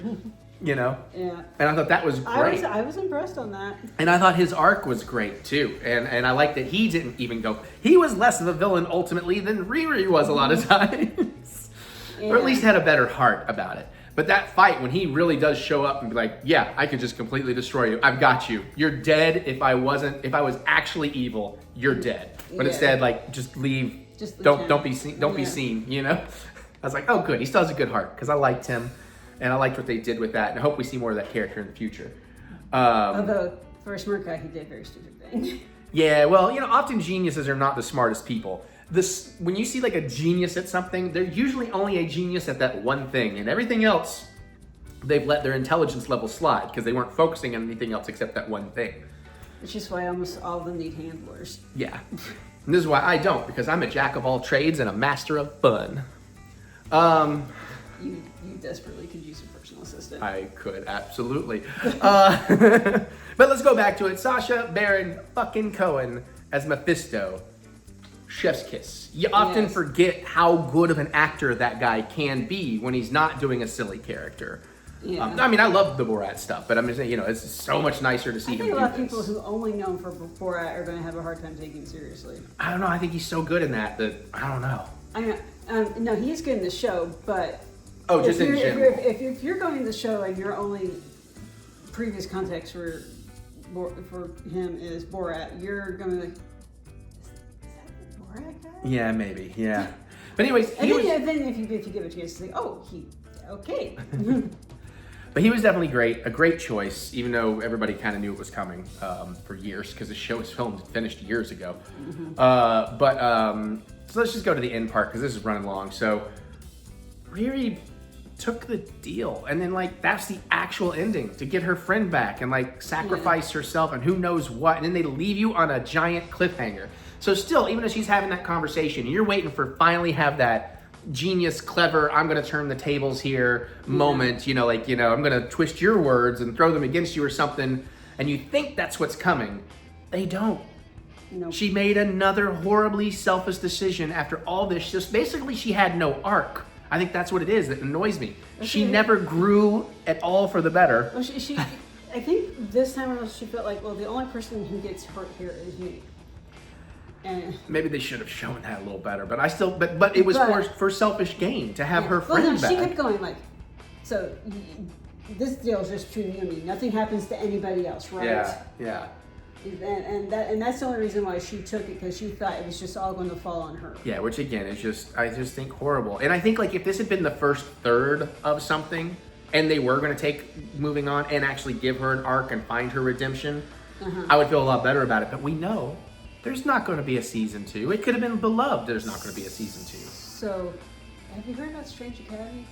Oh yeah, I guess we need to talk about that part a little bit too. But I just want to wrap that thought up as that it kind of segues into. Well, it could continue into that, but yes. I don't want that. I want an Ironheart. I want to follow Ironheart. I want Ironheart to be an awesome character that's beloved as much as I enjoyed reading her early comics. And to the point where they thought, oh, people like this character enough, let's make a show. Yeah. But yeah, I know it may continue in Strange, which we didn't get into, and I don't remember the young girl's character name, but we'll call her Zoe. It's probably something like Zoe. Or Zola. Something like that. Zola. That stuff was great. Zelda. Yeah, Zelda maybe.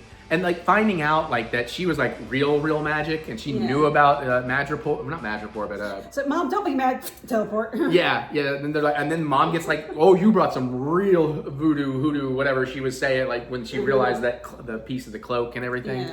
Yeah. This is some demon bullshit. Get out. Yeah, and she just kick everybody out. That stuff was really cool.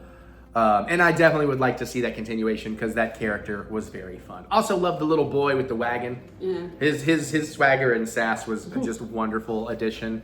So like I said, I'm not a hater. I was excited for this, and I was just terribly disappointed with how they did Riri Williams in this. And then very disappointed that it's like you should have, again, I guess they did finish this like 3 years before they released it. So they didn't know the state of Disney Plus and Marvel shows and movies and how they were going to be pulling back. And it's like, you're not getting, and an ending like that needs a direct continuation.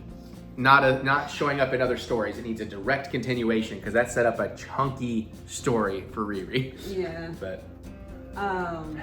But yeah, they are talking about Strange Academy, which would have Zelda, and it could potentially have Riri if Riri's deciding to go into magic to augment her tech. Yeah. I mean, I'll watch it as Marvel. I'll try all of it because even the worst of it, I'm still enjoying to some degree. But except Secret Invasion, we won't talk about that. But we ran very long on this, so we should move on unless you got anything else major. No, I'm good. All right, next in the list. Drift back in, Mary. Hello. All right, so after the next thing 2 weeks ago. A week ago, by the time you see this, 2 weeks ago, we saw Jurassic World Rebirth. No, it wasn't. I'm overselling it. It wasn't that bad. General, we're not going to spoil on this one, but maybe. We'll give you a warning if we do. But general overall thought on this one, it's exactly what I was worried it was from the trailers. It's fine. It's enjoyable in the moment. It's more of the same, and it's very forgettable. It had a couple of really cool moments. I didn't mind seeing it passed the time, but It's a good popcorn movie. yeah. It's not the worst of the series by any means.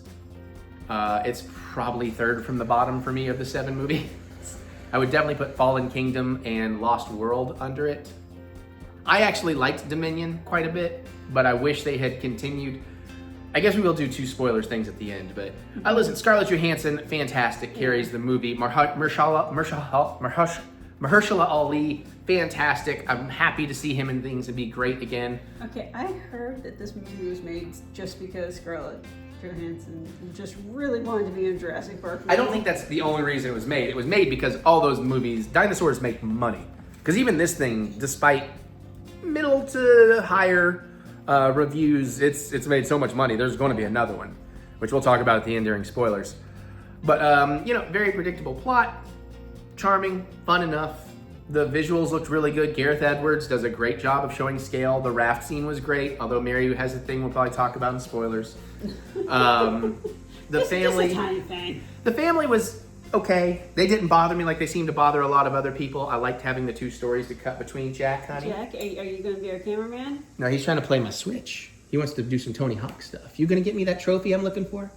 And the set pieces are cool. There's a surprise or two with some of the within the what's the word I'm looking for? Like the cannon fodder characters. Oh yeah. But it's very obvious who is a cannon fodder character and who has plot armor. I did not realize until after the scientist guy. Josh Heck. That is not for you. That cord is not for you. The scientist guy was also the handsome dude that comes in Wicked. Oh, was that him? Yeah. The prince? Uh-huh. Okay. So he was great, even the evil, if you will, you assume he's going to be evil, millionaire scientist guy from the medical company. I enjoyed him, but he wasn't evil enough or quirky enough to be a memorable character. Yeah. But, that's about all I really got about it without any spoilers. You got any more general things, or you want to do a spoiler warning? I said it was decent. I said the family that gets interjected in this did better than I expected in terms of having things to do and not making me feel like, oh my god, why is there a kid here? Yeah, none of them had made sense of the kids being there outside of the first one. That's the only one that narratively has a good reason, other than just they need it for the plot. Well, this one is more reasonable than some of the other ones. I agree with that completely, except the first one. The first one made the most sense. Yeah. But yeah, so let's do a little spoiler warning, and let's try to keep this one shorter. But spoiler warning, you get a second, because I hate when people give spoiler warnings and they just say spoiler and then blurt the spoiler. We like to actually give people that moment to be like, oh, I might be across the room vacuuming or something. Let me take off a glove if I'm cleaning something and hit the pause button. And there you go. That is your spoilers. Okay, so what's your spoiler? Which weird one do I want to start with? I guess let's start with the evil bad guy and the meds and all the whole reason they're going to get the blood and all that stuff. The only really truly evil, even close to evil thing you see him do in this movie, well, until the very end, I guess they did give him the plot contrivance. Break bad. And he didn't even need to. Like, there was really no reason for that moment to happen.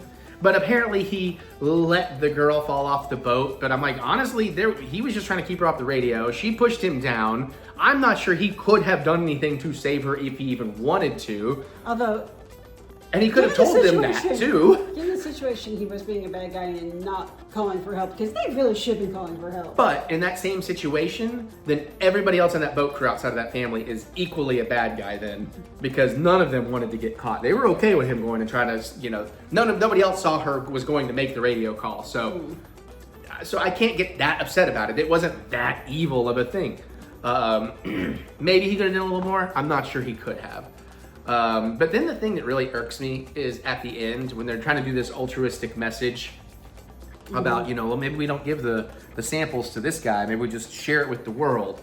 And my dad came and saw this, who is a world-renowned, and his era was the most in-demand immunologist out there. Like, it's insane how beloved, he still constantly gets people wanting him to come back to work and all this stuff. Super bright mind for all this stuff. So he understands how it works. And of course, I grew up learning a lot about this stuff. So both of us at the end of the movie, I went in terms like, am I right in thinking that them trying to just give the samples to the world is dumb because nobody else in the medical industry has been working on that particular version of a medication that requires that. So everybody else is not going to do nearly as much good as this medicine that is right there. Of course, they would get it too. Yeah, I know. Well, theoretically they would get it. They didn't give me the inclination they'd give it to them too. But, If they're giving it to the whole world, it'd be hard for them not to get one way or another. but also still, it's irksome because, and I understand, a lot of people have no idea what actually goes into creating and making a workable, usable medicine. It's like movies. Like for every one medicine made, there was like 100 attempts that failed, and all of those cost so much money that's why medication starts costing so much money, because in terms of creating medication and research, America's still kind of number one in that. Hopefully that holds up. And then so we kind of bear the costs of it.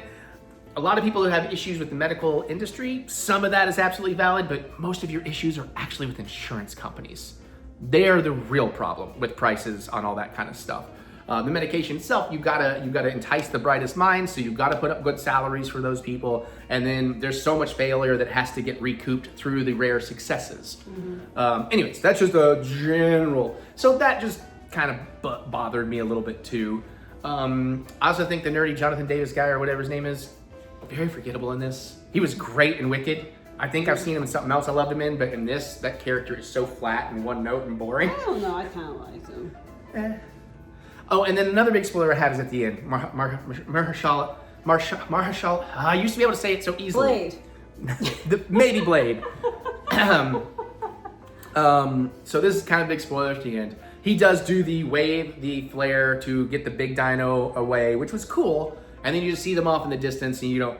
And I thought it would have been kind of neat if they just left it there. You could either assume he died or he didn't, which would set up a great sequel. That some people get stranded on that island like a couple of years later, and everybody thought the Mahershala Ali character is dead, but he's really been like, you know, like Tarzan, like learning how to live with the land out there, and like he could just come in the end of the first act and save his family. It's like, oh my God, that guy was alive, so cool.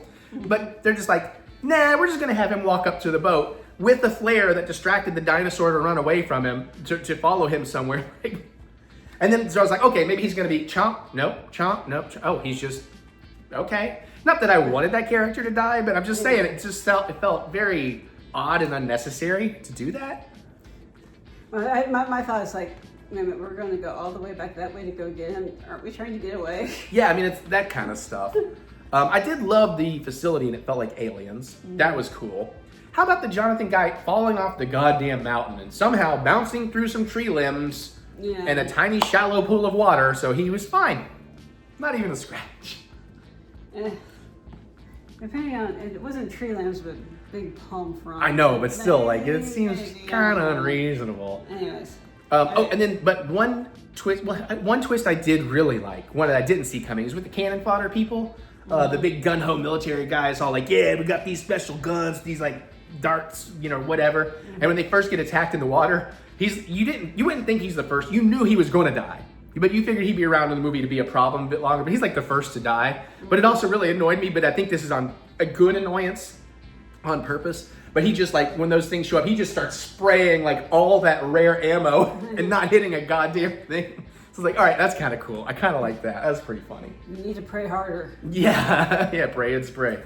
And Mary will probably say something that'll trigger stuff. Oh, last thing I hate, and then it's all you, so I can drink. All right. Last thing I hate is that they did the stupid thing of, well, everybody's bored of dinosaurs. Yeah, because nobody goes to zoos anymore after like 100 years, huh?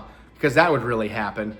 And then, you know, oh, but they can't live in our environment because we don't want to do the thing where dinosaurs take over the world. So now they've all kind of died off, and they only live around the equator. And that basically put us into a position of, if there's going to be sequels, which there are, because they made so much money, if you continue this storyline, you can't do anything interesting with it anymore. It always has to be an island at the equator, pretty much. I mean, maybe somebody can write something ridiculous if they'll let them, but you know, we'll see.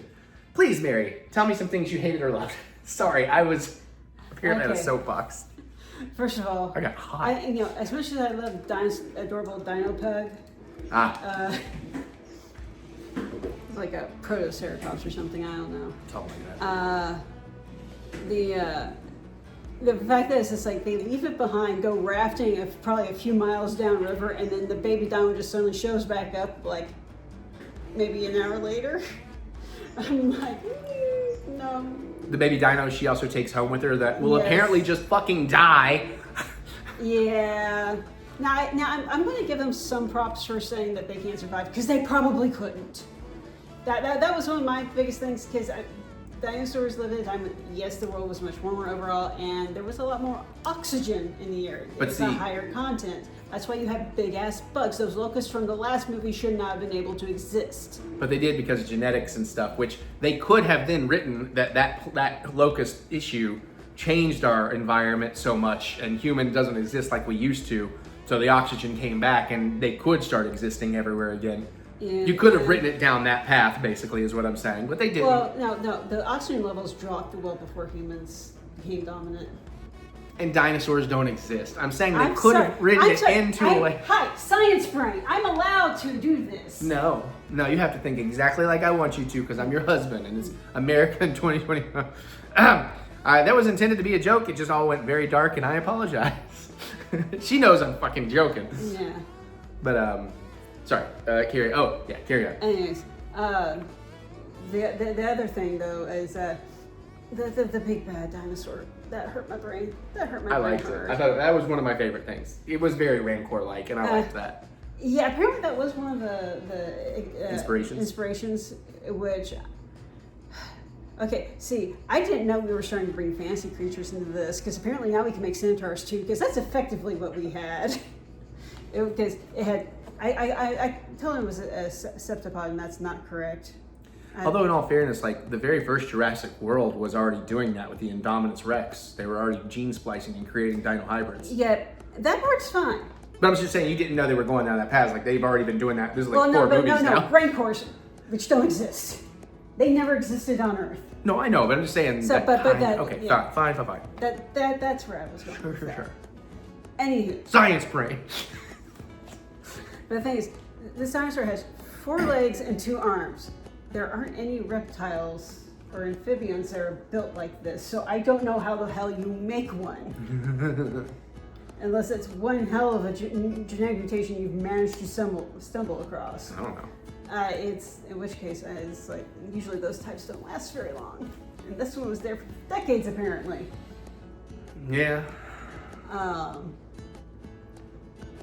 But yeah, I looked at that one. No, I don't think you can actually do that. Yeah. Yeah. So, but no, that was one big thing. But I think I'm done.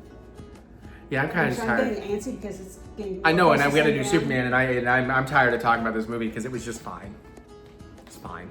If you loved it, great. If you didn't, I understand. I'm very much in the middle. It's fine. Not one I'm excited to rewatch. Again, I'm cooking, comes on TV or something. Sure, I'll watch 20 minutes. That's about it. All right, one more movie review. Hey, Eric. What were you gonna say? I just pretended to be her puppet, and she tried to treat me like Kermit. I was like, whoa.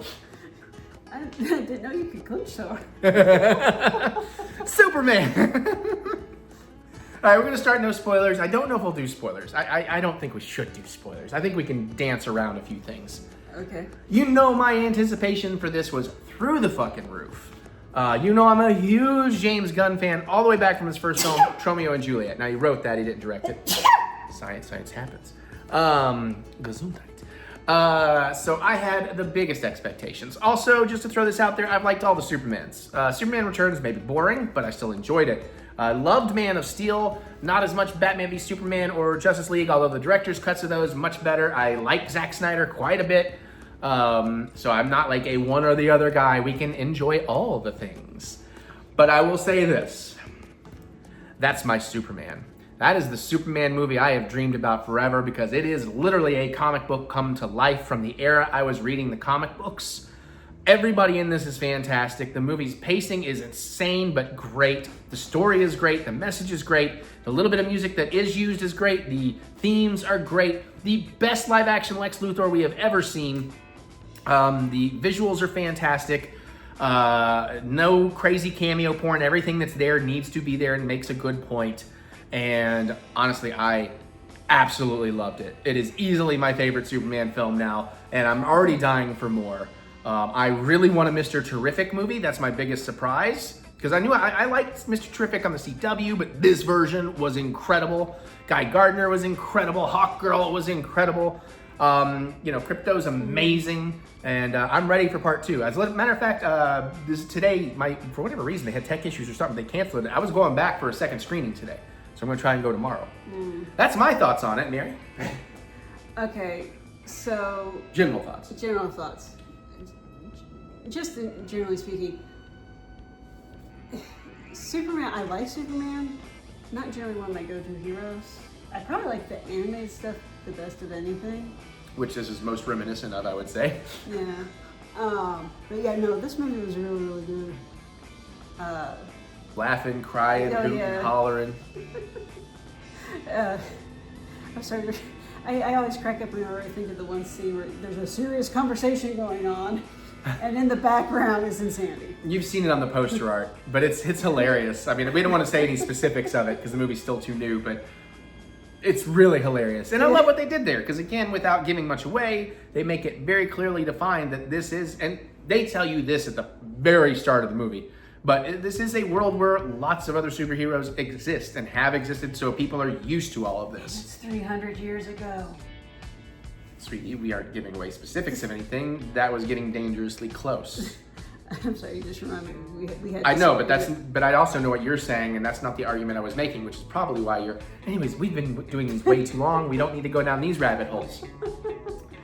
We're arguing about something in the very opening text, so if that helps you out. Yeah. But yeah, man, it starts where you would not expect it to start. You've seen where it starts in the trailers, and you might be a little surprised to be like, oh, we're starting with this. Okay. Yeah. And it works. What a great introduction. Ma and Pa Kent are fantastic. Pa reminds me of her dad quite a bit. He does. They don't have a lot of screen time, but my God, you just fall in love with them. You fall so in love with them.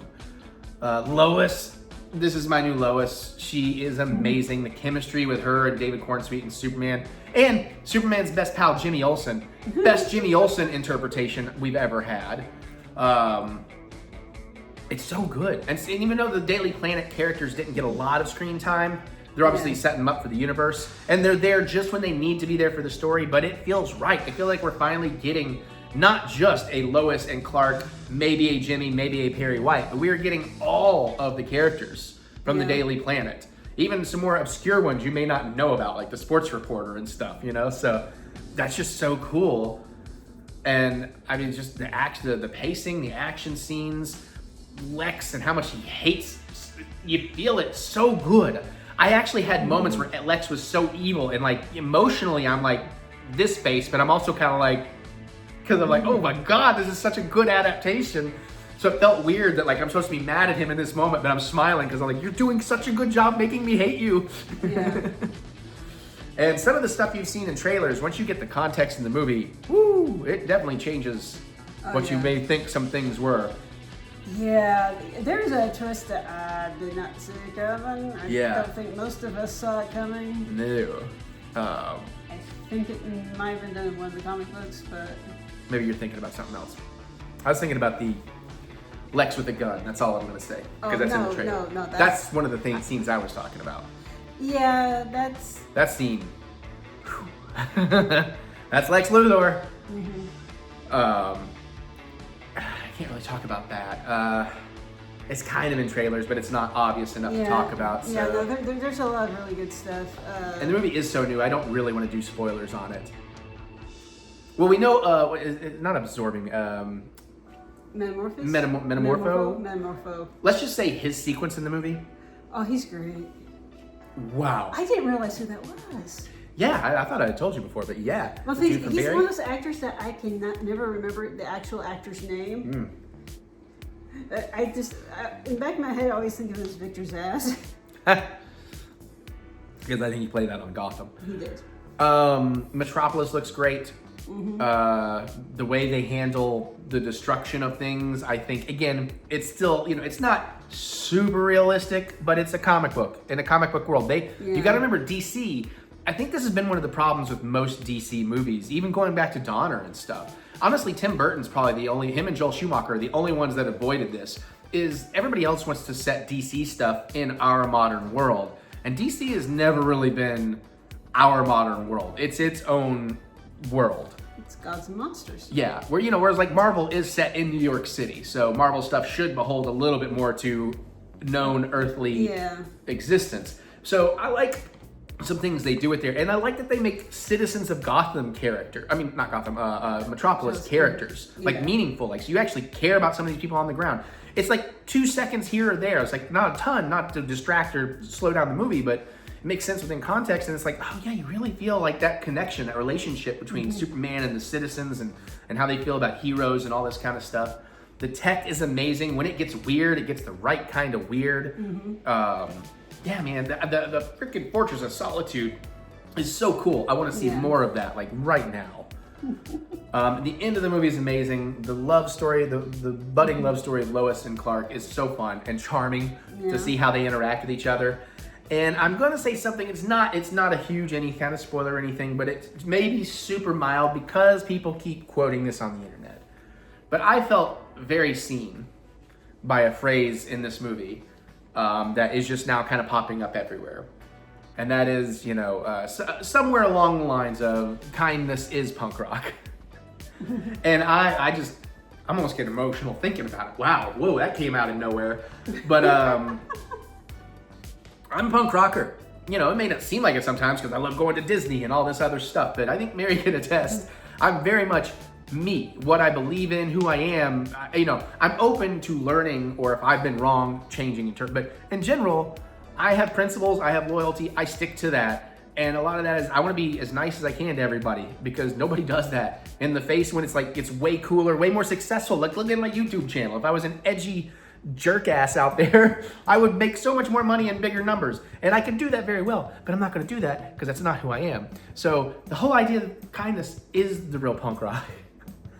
Made me feel so freaking seen. And now that everybody is running with that, and some people I've seen even talking about like that kind of changed their lives a little bit. Like this movie for some people has changed their outlook on things. They're like, you know, that movie took away so much anger and stuff I've been building. Like, I kind of want to just try being nice to people. And they're like, oh my God, this is really fun because people are nice back. And it's like, ugh.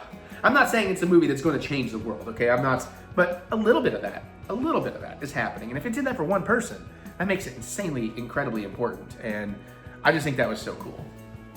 And then there's like a musical reference to that at the end of the movie too, which is really funny. The outro, the way the movie ends. Oh yeah.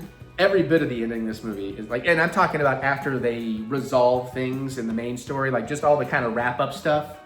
Incredible, fun, charming, sweet, exciting, gets you so hyped for the future. And DC there is a mid-credit sort of, and there's a post-credit sort of. Yeah. Don't really matter to the story at all. But they're fun. But they are fun. And that's what DC's gonna do. They said they are not gonna lock themselves into the Marvel thing of doing those post-credits that just does everything or just says, forget what you just watched, get excited for this. They're just doing funny little silly tags of like bits that maybe they didn't put in, you know, so that works. James Gunn just nailed it. I have no idea why Rick Flag Sr. hair changed.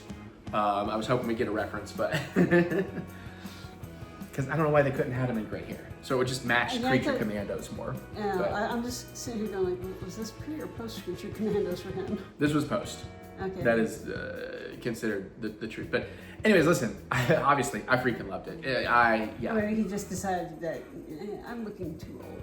I need to dye my hair. But I would like the story beat on that. Maybe we'll get it in Peacemaker season 2. But yeah, no, I mean, it was just great, dude.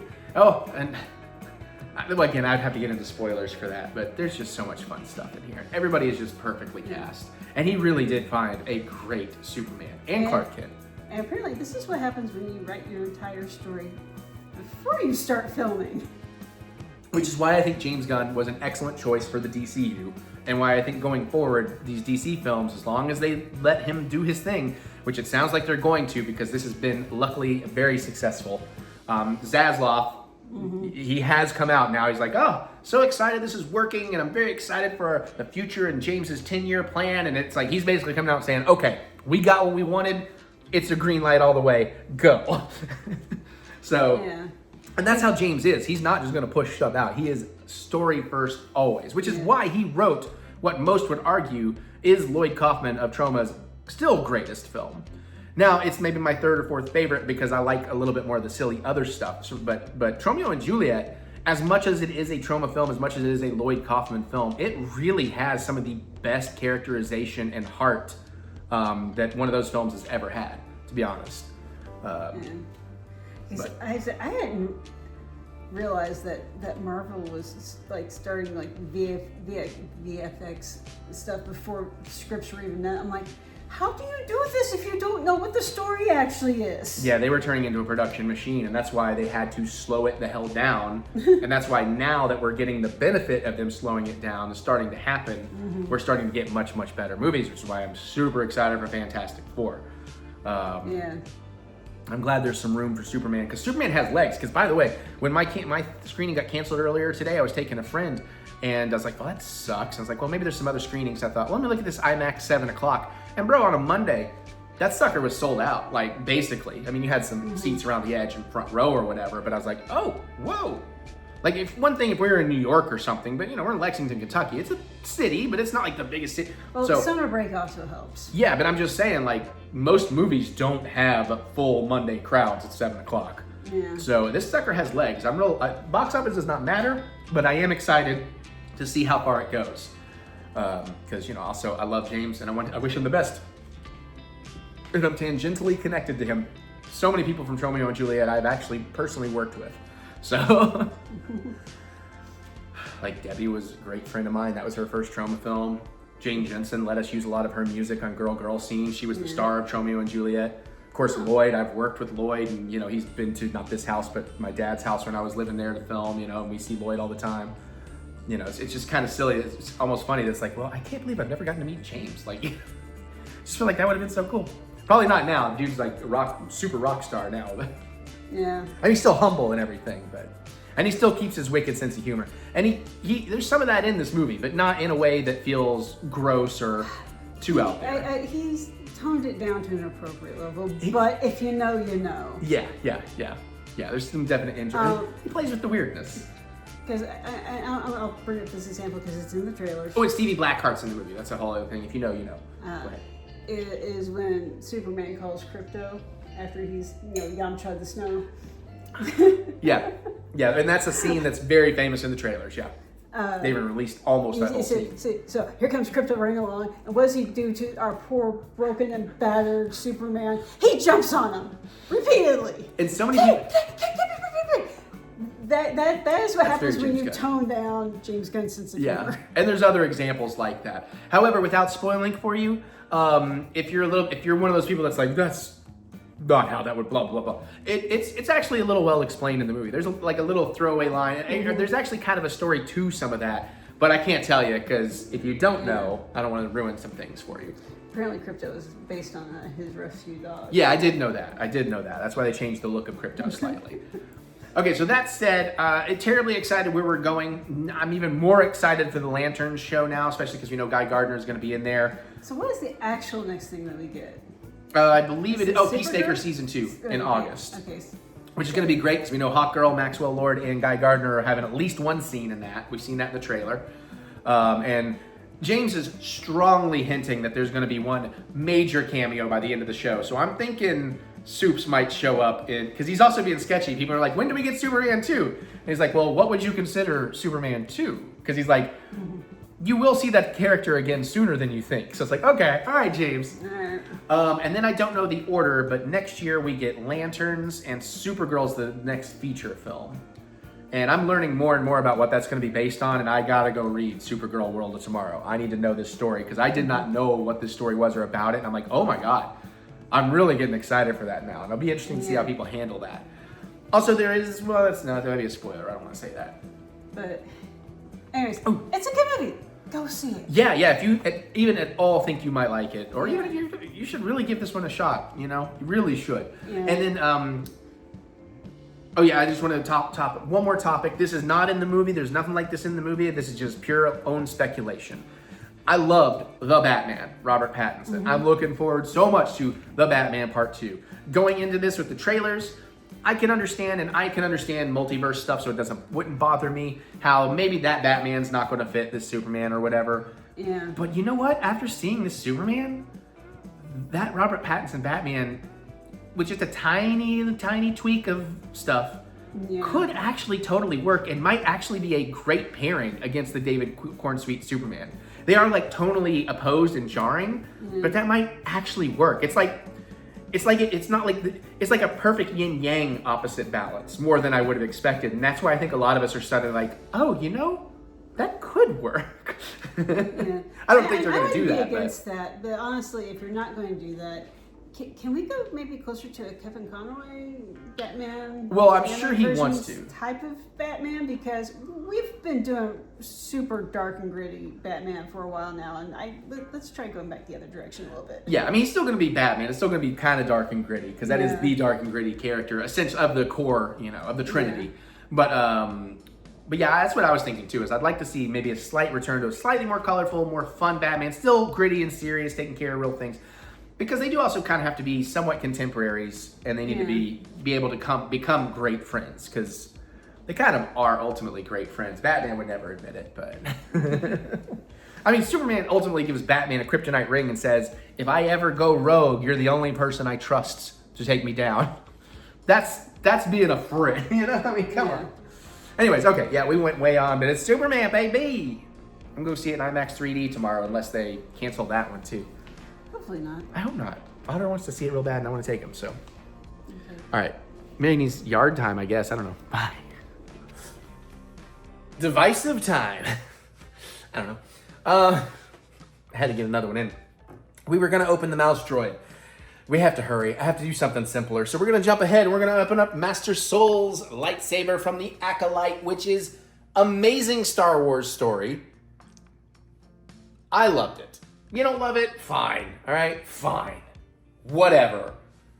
That's the High Republic symbol? Yes. This is like near the end of the... Oh, that's the High Republic symbol, because it is the end of the near the end of the High Republic. It looks very similar to the Rebellion symbol. Right. And I loved it. I loved this character. Watching that show is the closest I've come to being in the theater and seeing The Phantom Menace for the first time again, which also divisive for a lot of people, but I freaking loved that. So of course I'm going to love The Acolyte. I would still love a continuation, and we call it The Apprentice, and we deal with all the relationships of apprentices, and then the final season... Apprentice. And then the final continuation would be The Master, and it's about Palpatine taking out Darth Plagueis in his sleep and all of that. You know, I don't want to go into my whole pitch, but I have a really great idea for how that could work. I think the acting in it was great. The fights in it were great. The mystery in it was great. The designs, like I said, it felt very much like watching one of George's prequels for the first time. Now, would you potentially have night between apprentice and master? Because that's... No, we're talking Sith terms, huh? Oh, Sith. Okay. Sorry. Yeah, no, I was not talking about anything Jedi. Because, you know, because we have the rule of two with the Sith, right? You know, there's a master and an apprentice. But every apprentice is always grooming what should be their apprentice for when they kill their master, and that's what an acolyte is. So it'd be kind of neat. There's definitely a story thread you could follow through there. I hate this tape. I hate it so much. Because, like, these little side threads, man. Yeah, you don't have any nails, do you? I have some. I'm just getting tired of dealing with it while also trying to, you know, talk and be entertaining for the video. Do you want me to try? No, I mean, I'm getting it. It's like corn silk. I know, right? That's exactly what it's like. Now, if you haven't seen the show, I may have to drop a spoiler here. So, spoiler warning. Master Soul, I do not know the actor's name, I'm sorry, but he was the guy from Squid Games who loved Qui-Gon Jinn. As you know, the actor loved Qui-Gon Jinn. That's what he brought a lot to, and I can see that in his performance. He had some questionable things, as these characters were questionable because Jedi are fallible. Well, this saber is going to do something a little extra. Because let's just say that another acolyte ends up with this saber and does a thing. So I'll try to dance around it. But it's going to be pretty obvious once we eventually get in here. I do not remember that. You'll know what I'm talking about. Maybe. You'll know when I think I was sitting here going, like, how much of that show do I actually remember? Sad. Well, I'm not obsessed. I know, it's not anime. When are we going to get more Nyat of the Living Cat? We have some. We just haven't watched it. We've only seen the first episode. There's at least one more episode out right now. right, you know what? We'll deal with more of that later. Yeah, you clean that up I will. at your leisure. Yeah. We have it good enough to open up.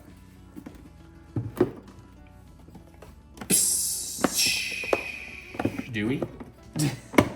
There we go. Oh, that's really cool. I hate the fucking stickers. Thanks, lawyers. And those stickers, you gotta do like glue gun or whatever to get these stickers off. These things freaking suck. I see some purple. Oh, look at this beautiful, simple but beautiful. Ah, and my favorite. Oh, it has both belt clip options. Nice. Oh, I've never seen that. That's interesting. We got these little buttons here. I feel like this has a more than usual number of lawyer stickers on it. No, it's the 3 that are normally there. It's just they're all condensed in one spot more than they normally are. Ah. So you're gonna have a switch here, but it is a 3-way switch. Hint, hint. This is also a May 4th release, but unfortunately, unlike the Balin Skull and the Shin Hati, this just has a standard cap. It doesn't have a prop cap. Mm-hmm. Now, I was hoping, let's see, hold on, before I give up hope, let's see if there's anything hiding out under here. Sometimes there is, but not today. Okay. I was hoping, again, trying to be very delicate with spoilers here, but I'm going to have to spoil, that we would have a piece that you could swap so it would be broken to have a little exposed crystal. Ah. Is that ringing any bells to what I'm hinting at now? Because this is literally from like the end of the show. Yeah, no, apparently I slipped through that. Oh my god. I'm over here trying to let people understand that there are those of us that love the Acolyte. And Mary is just being a freaking monkey at a typewriter. I can't say anymore. I was going to spoil something else accidentally. It feels really good. I didn't say I disliked it. I know. Just said I don't remember. But when you say stuff like, I guess I slept through that part, that's, people just take that as, I disliked it. Okay, guys, I spent a good chunk of my life massively sleep deprived. That's very I sleep true. through things sometimes. And we're old, so we fall asleep easy. I sat on the couch, I put my heating pad on my back, I put my feet up, I have a kitty between my legs, I go to sleep. Yeah. Okay. Okay, do we want to turn off the light or? Okay, fine. I know you just want to see my butt. I'm not going to let you see my butt. Oh, that's right. Aaron is terrified of lightsabers. Aaron, I'm sorry. I didn't know you were back there. Oh. Aaron, I'm sorry. Daddy's going to swing this around on the other side of the couch for a minute, but... Aaron? Mommy, save me. You're okay. Save You're me from okay, lightsabers. Aaron. Jack likes lightsabers. Aaron's like, no, thank you. You can hide in your box if you You want. can if you want. Just don't put the dress out. We'll pop it back out. Okay, he's safe. He's safe down there. All right, where's the switch? I do wish it was a button. Do you want me to take the camera away for a second so you can figure out what's what? No. Okay. I know it's what. I've got it figured out. Okay. I wish the ignition was the button, but it is a built-in switch that's not really prop accurate. But that's how they had to build it. So let's hope the batteries are good. We did get the nice sound when it went in. Ooh. I like how fast that comes up and how like it's like a real explosive. Uh-huh. Oh, that's almost like Kylo. You want to go like Mm-hmm. Oh, the balance and weight on this one. Oh, and it's like all smooth. There's nothing in here that will Yeah. Okay, now Mary, I'd like you to tell me something that'll make me angry. How about you tell me that I'm not allowed to buy every Halloween Horror Night shirt? Honey, you can't buy any Halloween Horror Night shirts. Oh, sorry, this exposed crystal touched me while I was angry and I bled it. And I'm not going to get into the whole thing for those of you that have arguments about it, but it does make sense in context of the whole universe and how somebody in this era would be so much faster. Don't give me it took Darth Vader forever, because Darth Vader was freaking conflicted. A certain somebody was absolutely sure of their anger in the moment. Oh. Okay, now tell me I can have a Terrifier shirt. Okay, you can have a Terrifier shirt. Whoops. A Terrifier shirt. Okay, maybe a hoodie. Alright, I'll take it.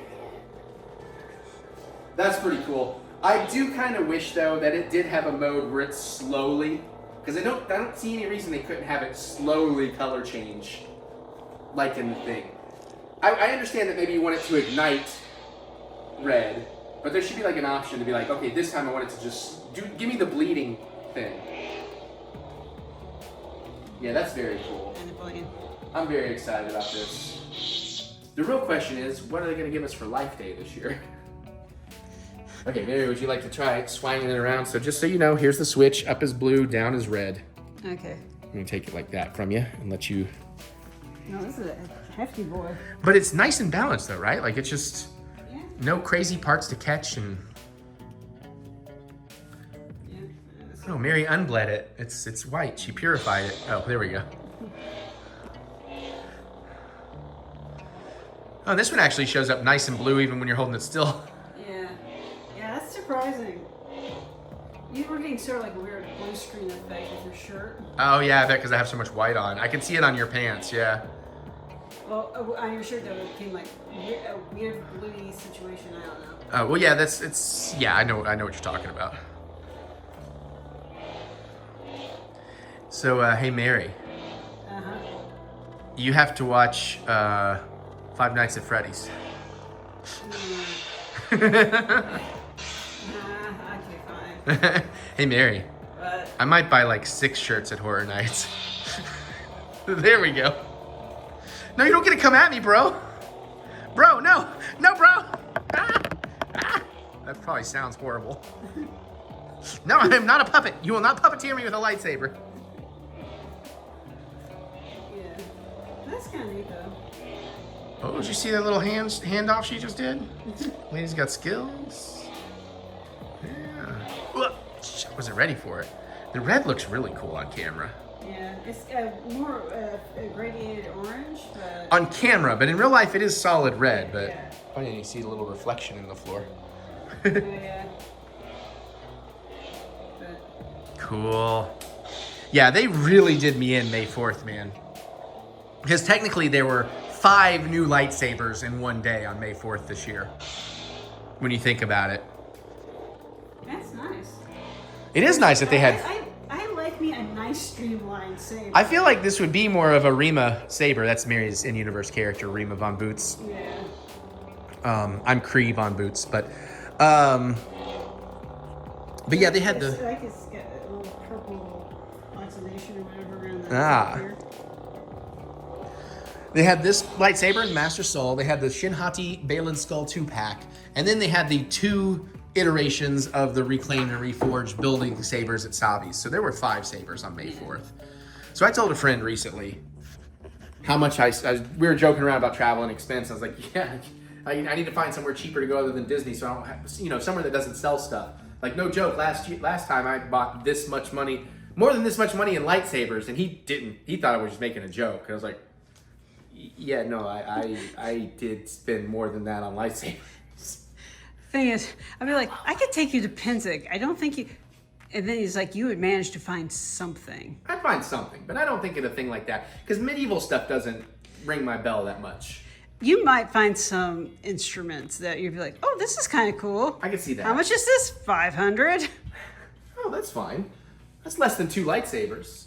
But no, I do love my lightsabers, and I do actually play with them. I look at them. I don't have a great display yet, but I have plans. I'm working on a display, but they are kind of all laid out where I can look at them all the time. So I have never regretted buying one of the lightsabers. I've not ever had buyer's remorse. I'm like, I am so happy I have this. Especially all the Savi's Build-A-Sabers. Those particularly. Honestly, my only buyer's remorse now are the earlier not Black Series. I guess they were Black Series sabers, not the Legacy sabers. Because those don't have blades that come out. These would be considered Legacy sabers because you can do that, which is the only way these get cooler, and it's coming. It'll be here 5 years or something, is when that technology gets cheaper that they can actually have the like the park sabers for the cast members. Yeah. But this is great. This is even cooler than I thought it was going to be. And I love that it has both options.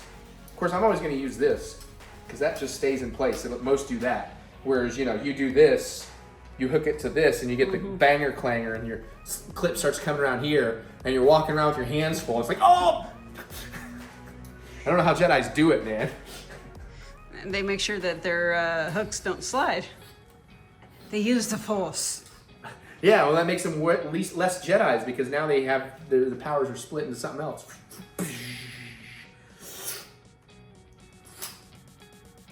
Okay. All right, that's that. Mary and I want to get off our feet for a few minutes before we do the cocktail. The only other segment left other than my wrap up. Enjoy some other stuff we already shot. Unboxing time. I just wanted to do that. We are here for the not Disney pins unboxing. We only have one more set of Disney pins. But, and I almost opened those. So we are going to run out of Disney pins before we can go replenish because they aren't really selling blind boxes online. They haven't in a long time. I don't know what the deal with that is. But I kept forgetting till we organized things recently that I had some pins from a different park. And Mary thought because of the vacation news, this would be appropriate to do in this video. I totally forgot that at last year's Horror Nights, we bought 2 of the blind box Ghostbuster collections. Here you go. I'll show them. I don't know if these glow in the dark. I feel like they might. But, I'm gonna put it in front of my face. There we go. There we go. You got Stay Puff, you got a Trap, you got Slimer, you got the Ecto-1, you got one of the Chase pin is one of the Demon Dogs, the Terrifier Dogs. I forget what they're called. And I can't see what that is right now. The Chase pin is the Terror Dogs. Oh no, it is not a Terror Dog. Oh yeah, that's the big bad from the last movie. Right. I'm sorry. I cannot think of the name. Yeah. But I'm excited about that. And then I think this is just some other, I don't know what that ghost is. I think that was from the last movie too. Love the last movie. I've seen it a few times. But let's see what we get. I think Do you wanna come over a little bit? You're kind of. I think this might be the car. Ecto-1 would be dope. I would like an Ecto-1. I think I got the Trap. Oh, it's been so long since I've had pins I can kind of figure out from touching them. Yeah, I know, right? Yep, I got the car. Uh-oh. And it's got, it has like the little mini, Pillsbury Ghostbusters voice. Marshmallow Mints. Yeah, that's really cute. Stay Puffs, there we go. Stay Puffs. I get this in close. I don't know what this one might be.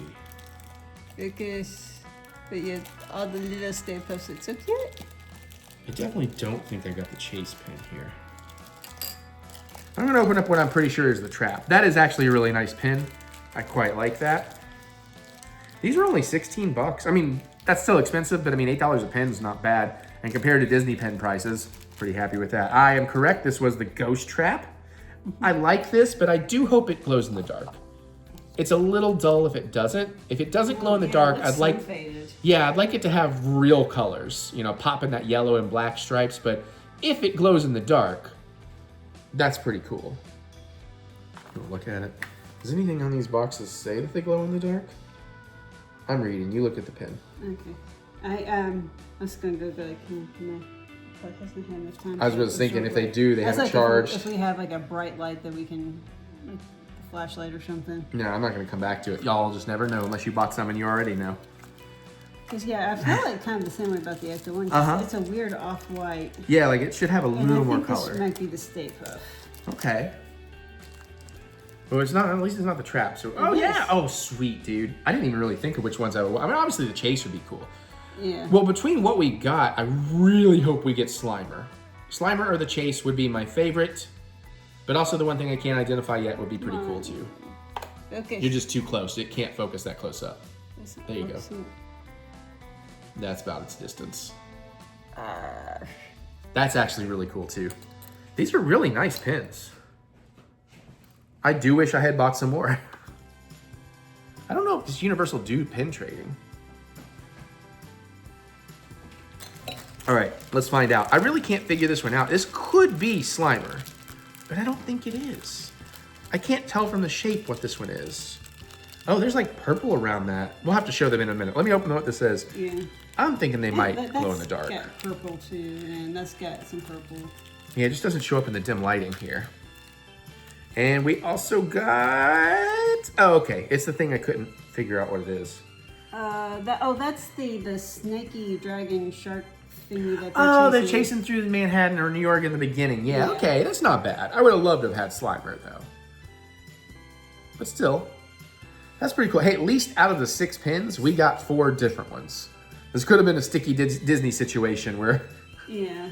So we got 4 out of 6, which is not bad at all. No. Well, I mean, it helps that there's only 6 and not like 8. Mary's trying to charge this pin up and see if it... pins up. In the meantime, I'm gonna mark one of these off, even though I know I probably won't be able to get more. But this will just help me remember for collecting sakes what we did get. Take this into the dark room. I'm sorry. And in the meantime, let's talk about what other ghosts. They should have had a proton pack. They should have had a proton pack in this sucker. She left me. Oh, that is kind of a bummer then. They're still very nice, and they look. They're done in the style. If you look at the front, it's like an old advert style. Yeah, I was gonna say, and they look nicer in brighter light. We're just kind of in dim light. Because here.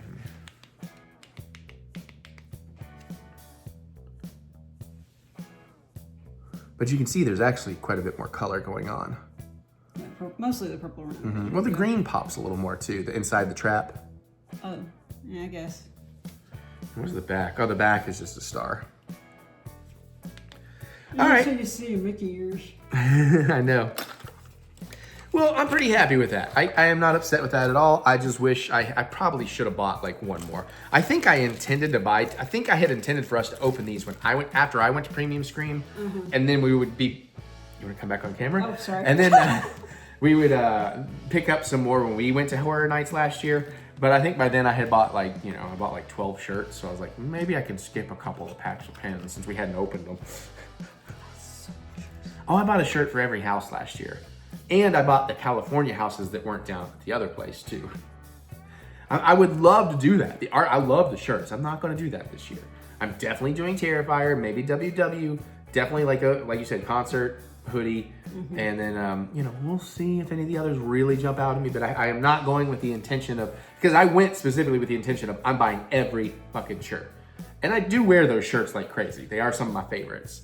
Of course, if there's also like a Terrifier hood, anything Terrifier, I'm a big Terrifier fanboy. I don't know if you can tell. I'm excited to rewatch them. Meanwhile, we in the merch shop going, down, boy, down. And she's gonna down. watch. She's gonna watch Five Nights at Freddy's. No, I'm not. Yeah, you are. Am I? It's practically PG-13. Fine. You'll be fine with Five Nights at Freddy's. Trust me. That was my disappointment with it.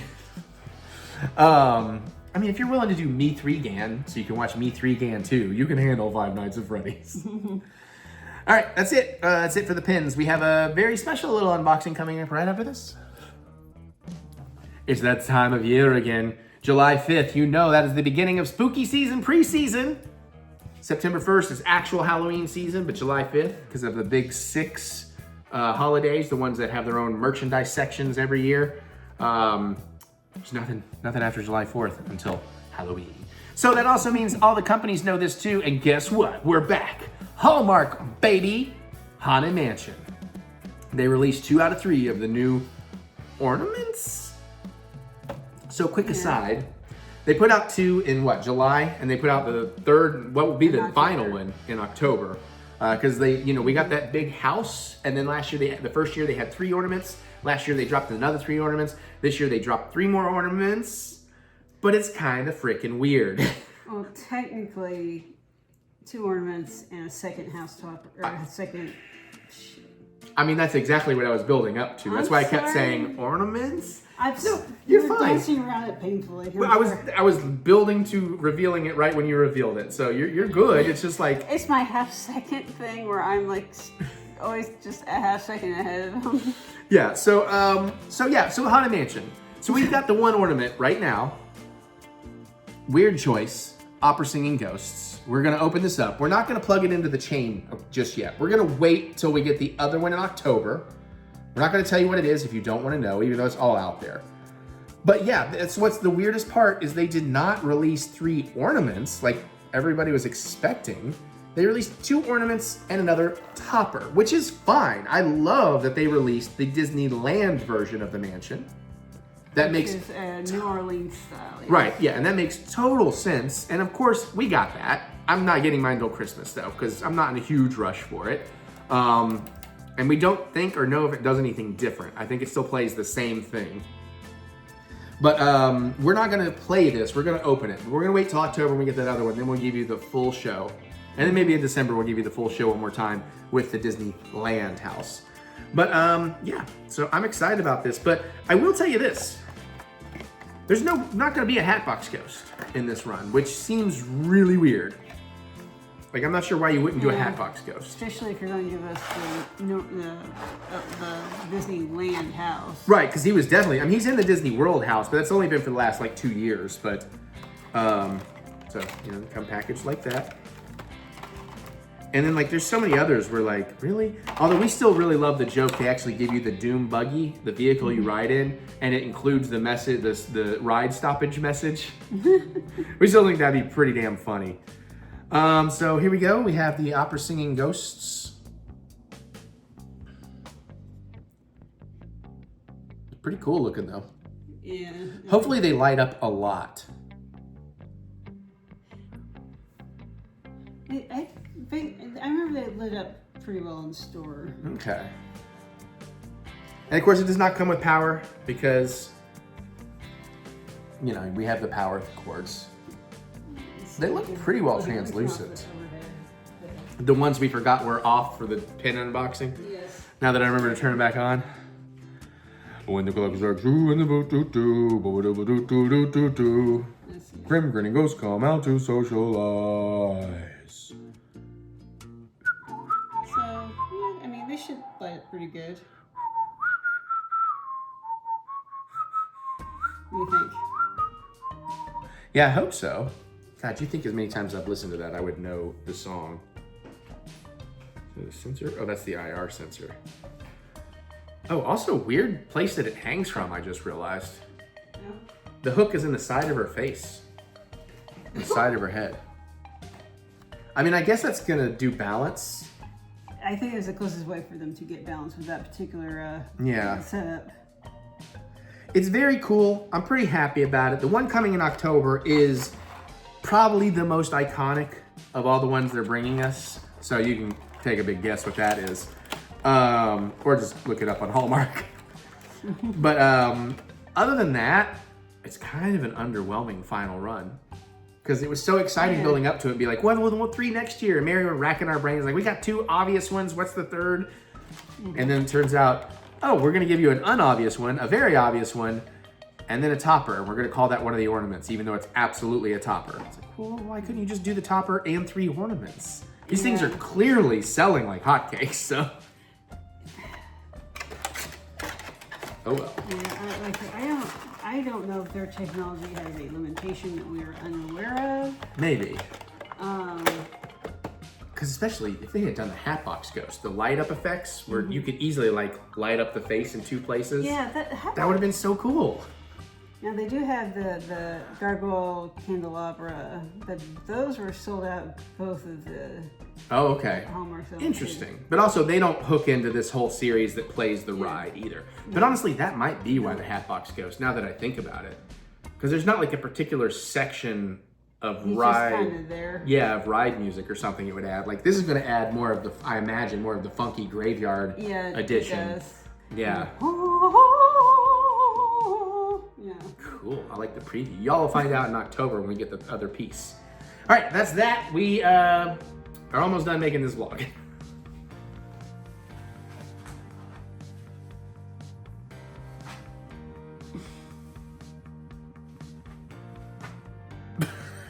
I don't know. And that's the video. That's the video. Bye, everybody.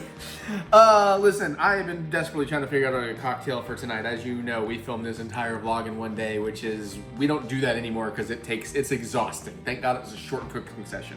So I'm going to go with something I've had on standby. We've done versions of this. I love a filthy, dirty martini. Lots of olive juice, like 3 times as much olive juice. Because it came from me being like, I would drink pickle juice. And then I was like, I like martinis. And then I went to pickle-tini with pickle juice instead of olive juice. Delicious. And then I was like, what about a pickled jalapeno tini? Also freaking delicious. So today we're gonna try another variation on that. I have recently discovered my absolute love for pepperoncini. I think it's cini, I don't think it's chini. Otter called them pepperoncini. And Otter knows how to say things correctly, so hopefully I'm right. So I love these things. These are the medium heat versions. I have a hot jar over there, but I haven't tasted those, so I don't know if these are any good. I also actually like vermouth, a little dry vermouth in mine, not just a rinse in the glass. And we're gonna use Tito's Martini. We've got vodka. We've got a chilled martini glass that is losing some of its frost as we speak. But let's pop on in here. Let me get some ice in this cup for shaking. It's gonna be pretty simple. Also, I finished all the pepperoncini out of there. Otherwise, I would garnish with one. But I don't want to mix and match brands and stuff. So I got 6 ice cubes in there. We want 2.5 ounces of vodka. Of course, I'm going to use Tito's because Tito's is quite tasty.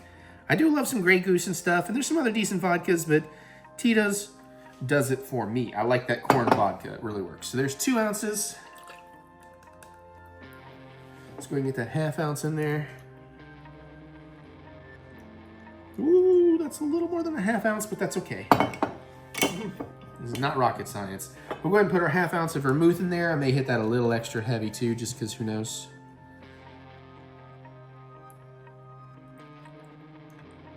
That, sure. Maybe it's actually a little tiny bit light, but that's fine. Flat of cacao. Are you adding this now? Yeah. Okay. It all gets Shook. Most of that made it into the thing. It exploded when I opened. I think I kind of cut. So let's go about 1.5 ounces because like I said, I like to get really filthy with it. We'll go just shy under 1.5 ounces. You're dirty. Dirty girl. It's dirty with 3 R's. Now, the normal cocktail for a dirty olive martini would say 1/2 ounce of olive juice, but nah, brah. I want to really taste that. I want it to taste like that juice. That's what I'm looking for. Give us a nice little shaka, because we're not James Bond. We're too handsome to be James Bond. Right, Mary? You too. That is definitely frosty cold. Oh, I'm just cold. In general, yeah, you get out from under your blanket. It's like 80, it's like 76 degrees still outside at midnight.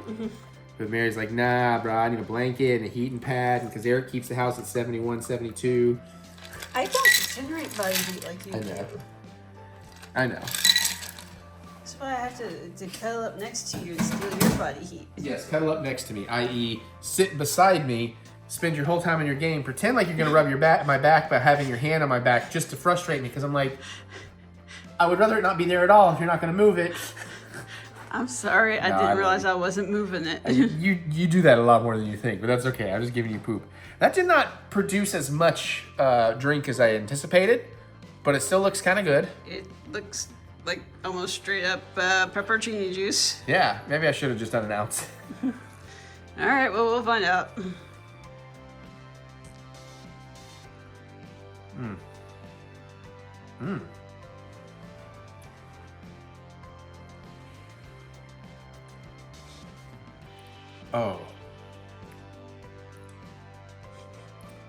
Oh, that's awesome. That's better than pickled jalapeno. It doesn't have the heat. That's better than pickle. It's like pickle, but it's like, oh no. Oh, no. Oh. See at least on the, No, of course not. I can't see it. We'll find, Mommy cleaned all the carpet downstairs. I told you, Mary. We're cursed. Anytime we clean every single piece of herp off the carpet, somebody's gonna herp that day. Damn it. But this That's is the second herp today, then. I wasn't here for. Oh, that's right. This first one that sparked you cleaning it. Yeah, this is really good. I don't know how to explain it. Like it doesn't have the heat. It's not retaining the heat. Like because even these medium heat pepperoncinis have a little bit of heat to them. But this is just like it's really good. It's very close to the pickled-tini, but I don't know what is it sweeter? Is it tartar?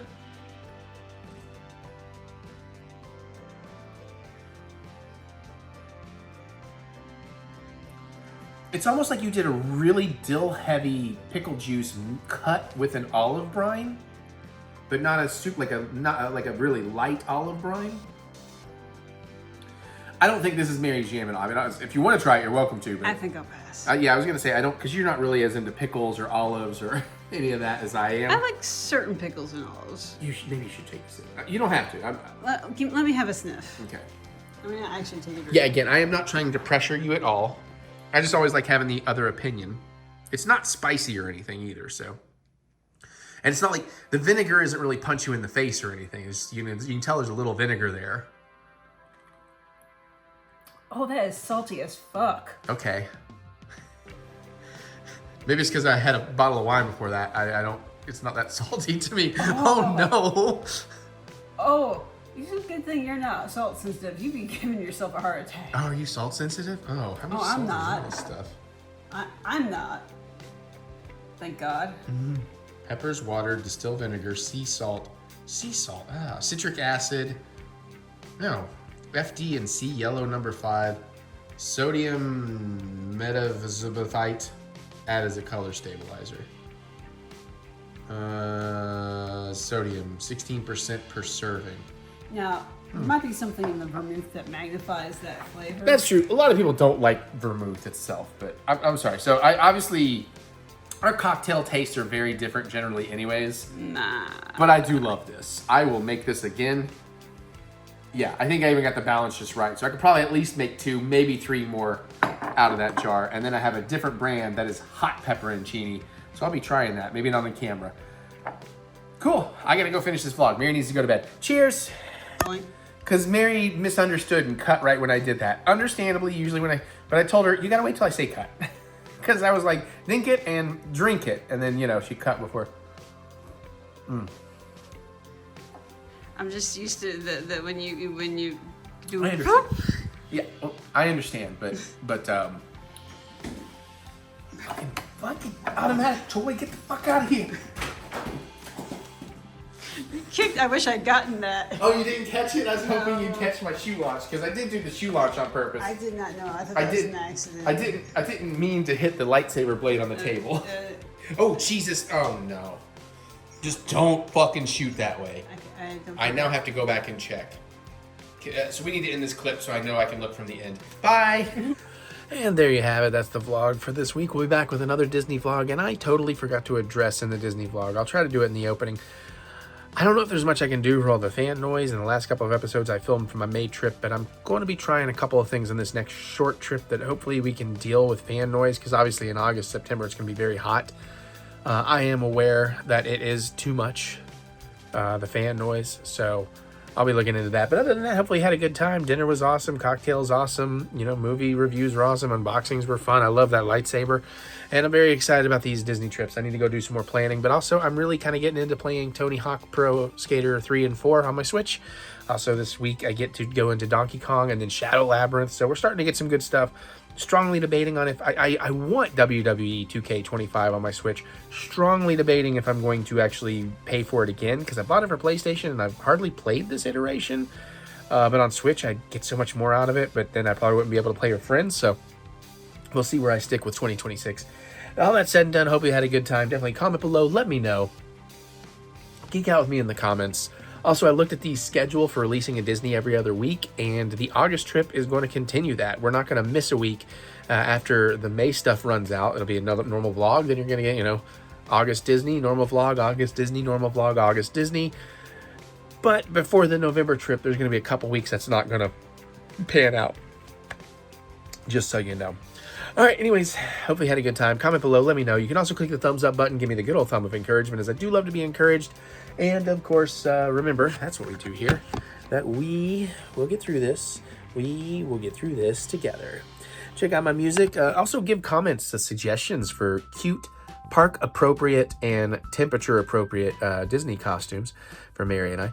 But remember, we check out my music. Anywhere you listen to music, look up TheEricButts. Try a couple of songs. Get excited for more stuff, because I need people to get into my music so it can be a little more popular. So when I actually go into it, I almost said something I'm not ready to say until the beginning of August.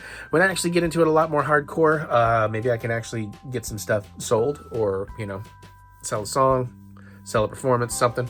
Or even just, you know, maybe my albums make a few dollars. I'm not doing it for money. I'm doing it because I love it. But it would be nice if I can make some money doing it. We'll see. So check me out anywhere you listen. Look up TheEricButts. Try a couple of songs. Get excited for more stuff. Plus, for now, there's lots more video game Let's Plays coming. And, of course, cooking, food videos. And there's filmmaking coming down the line.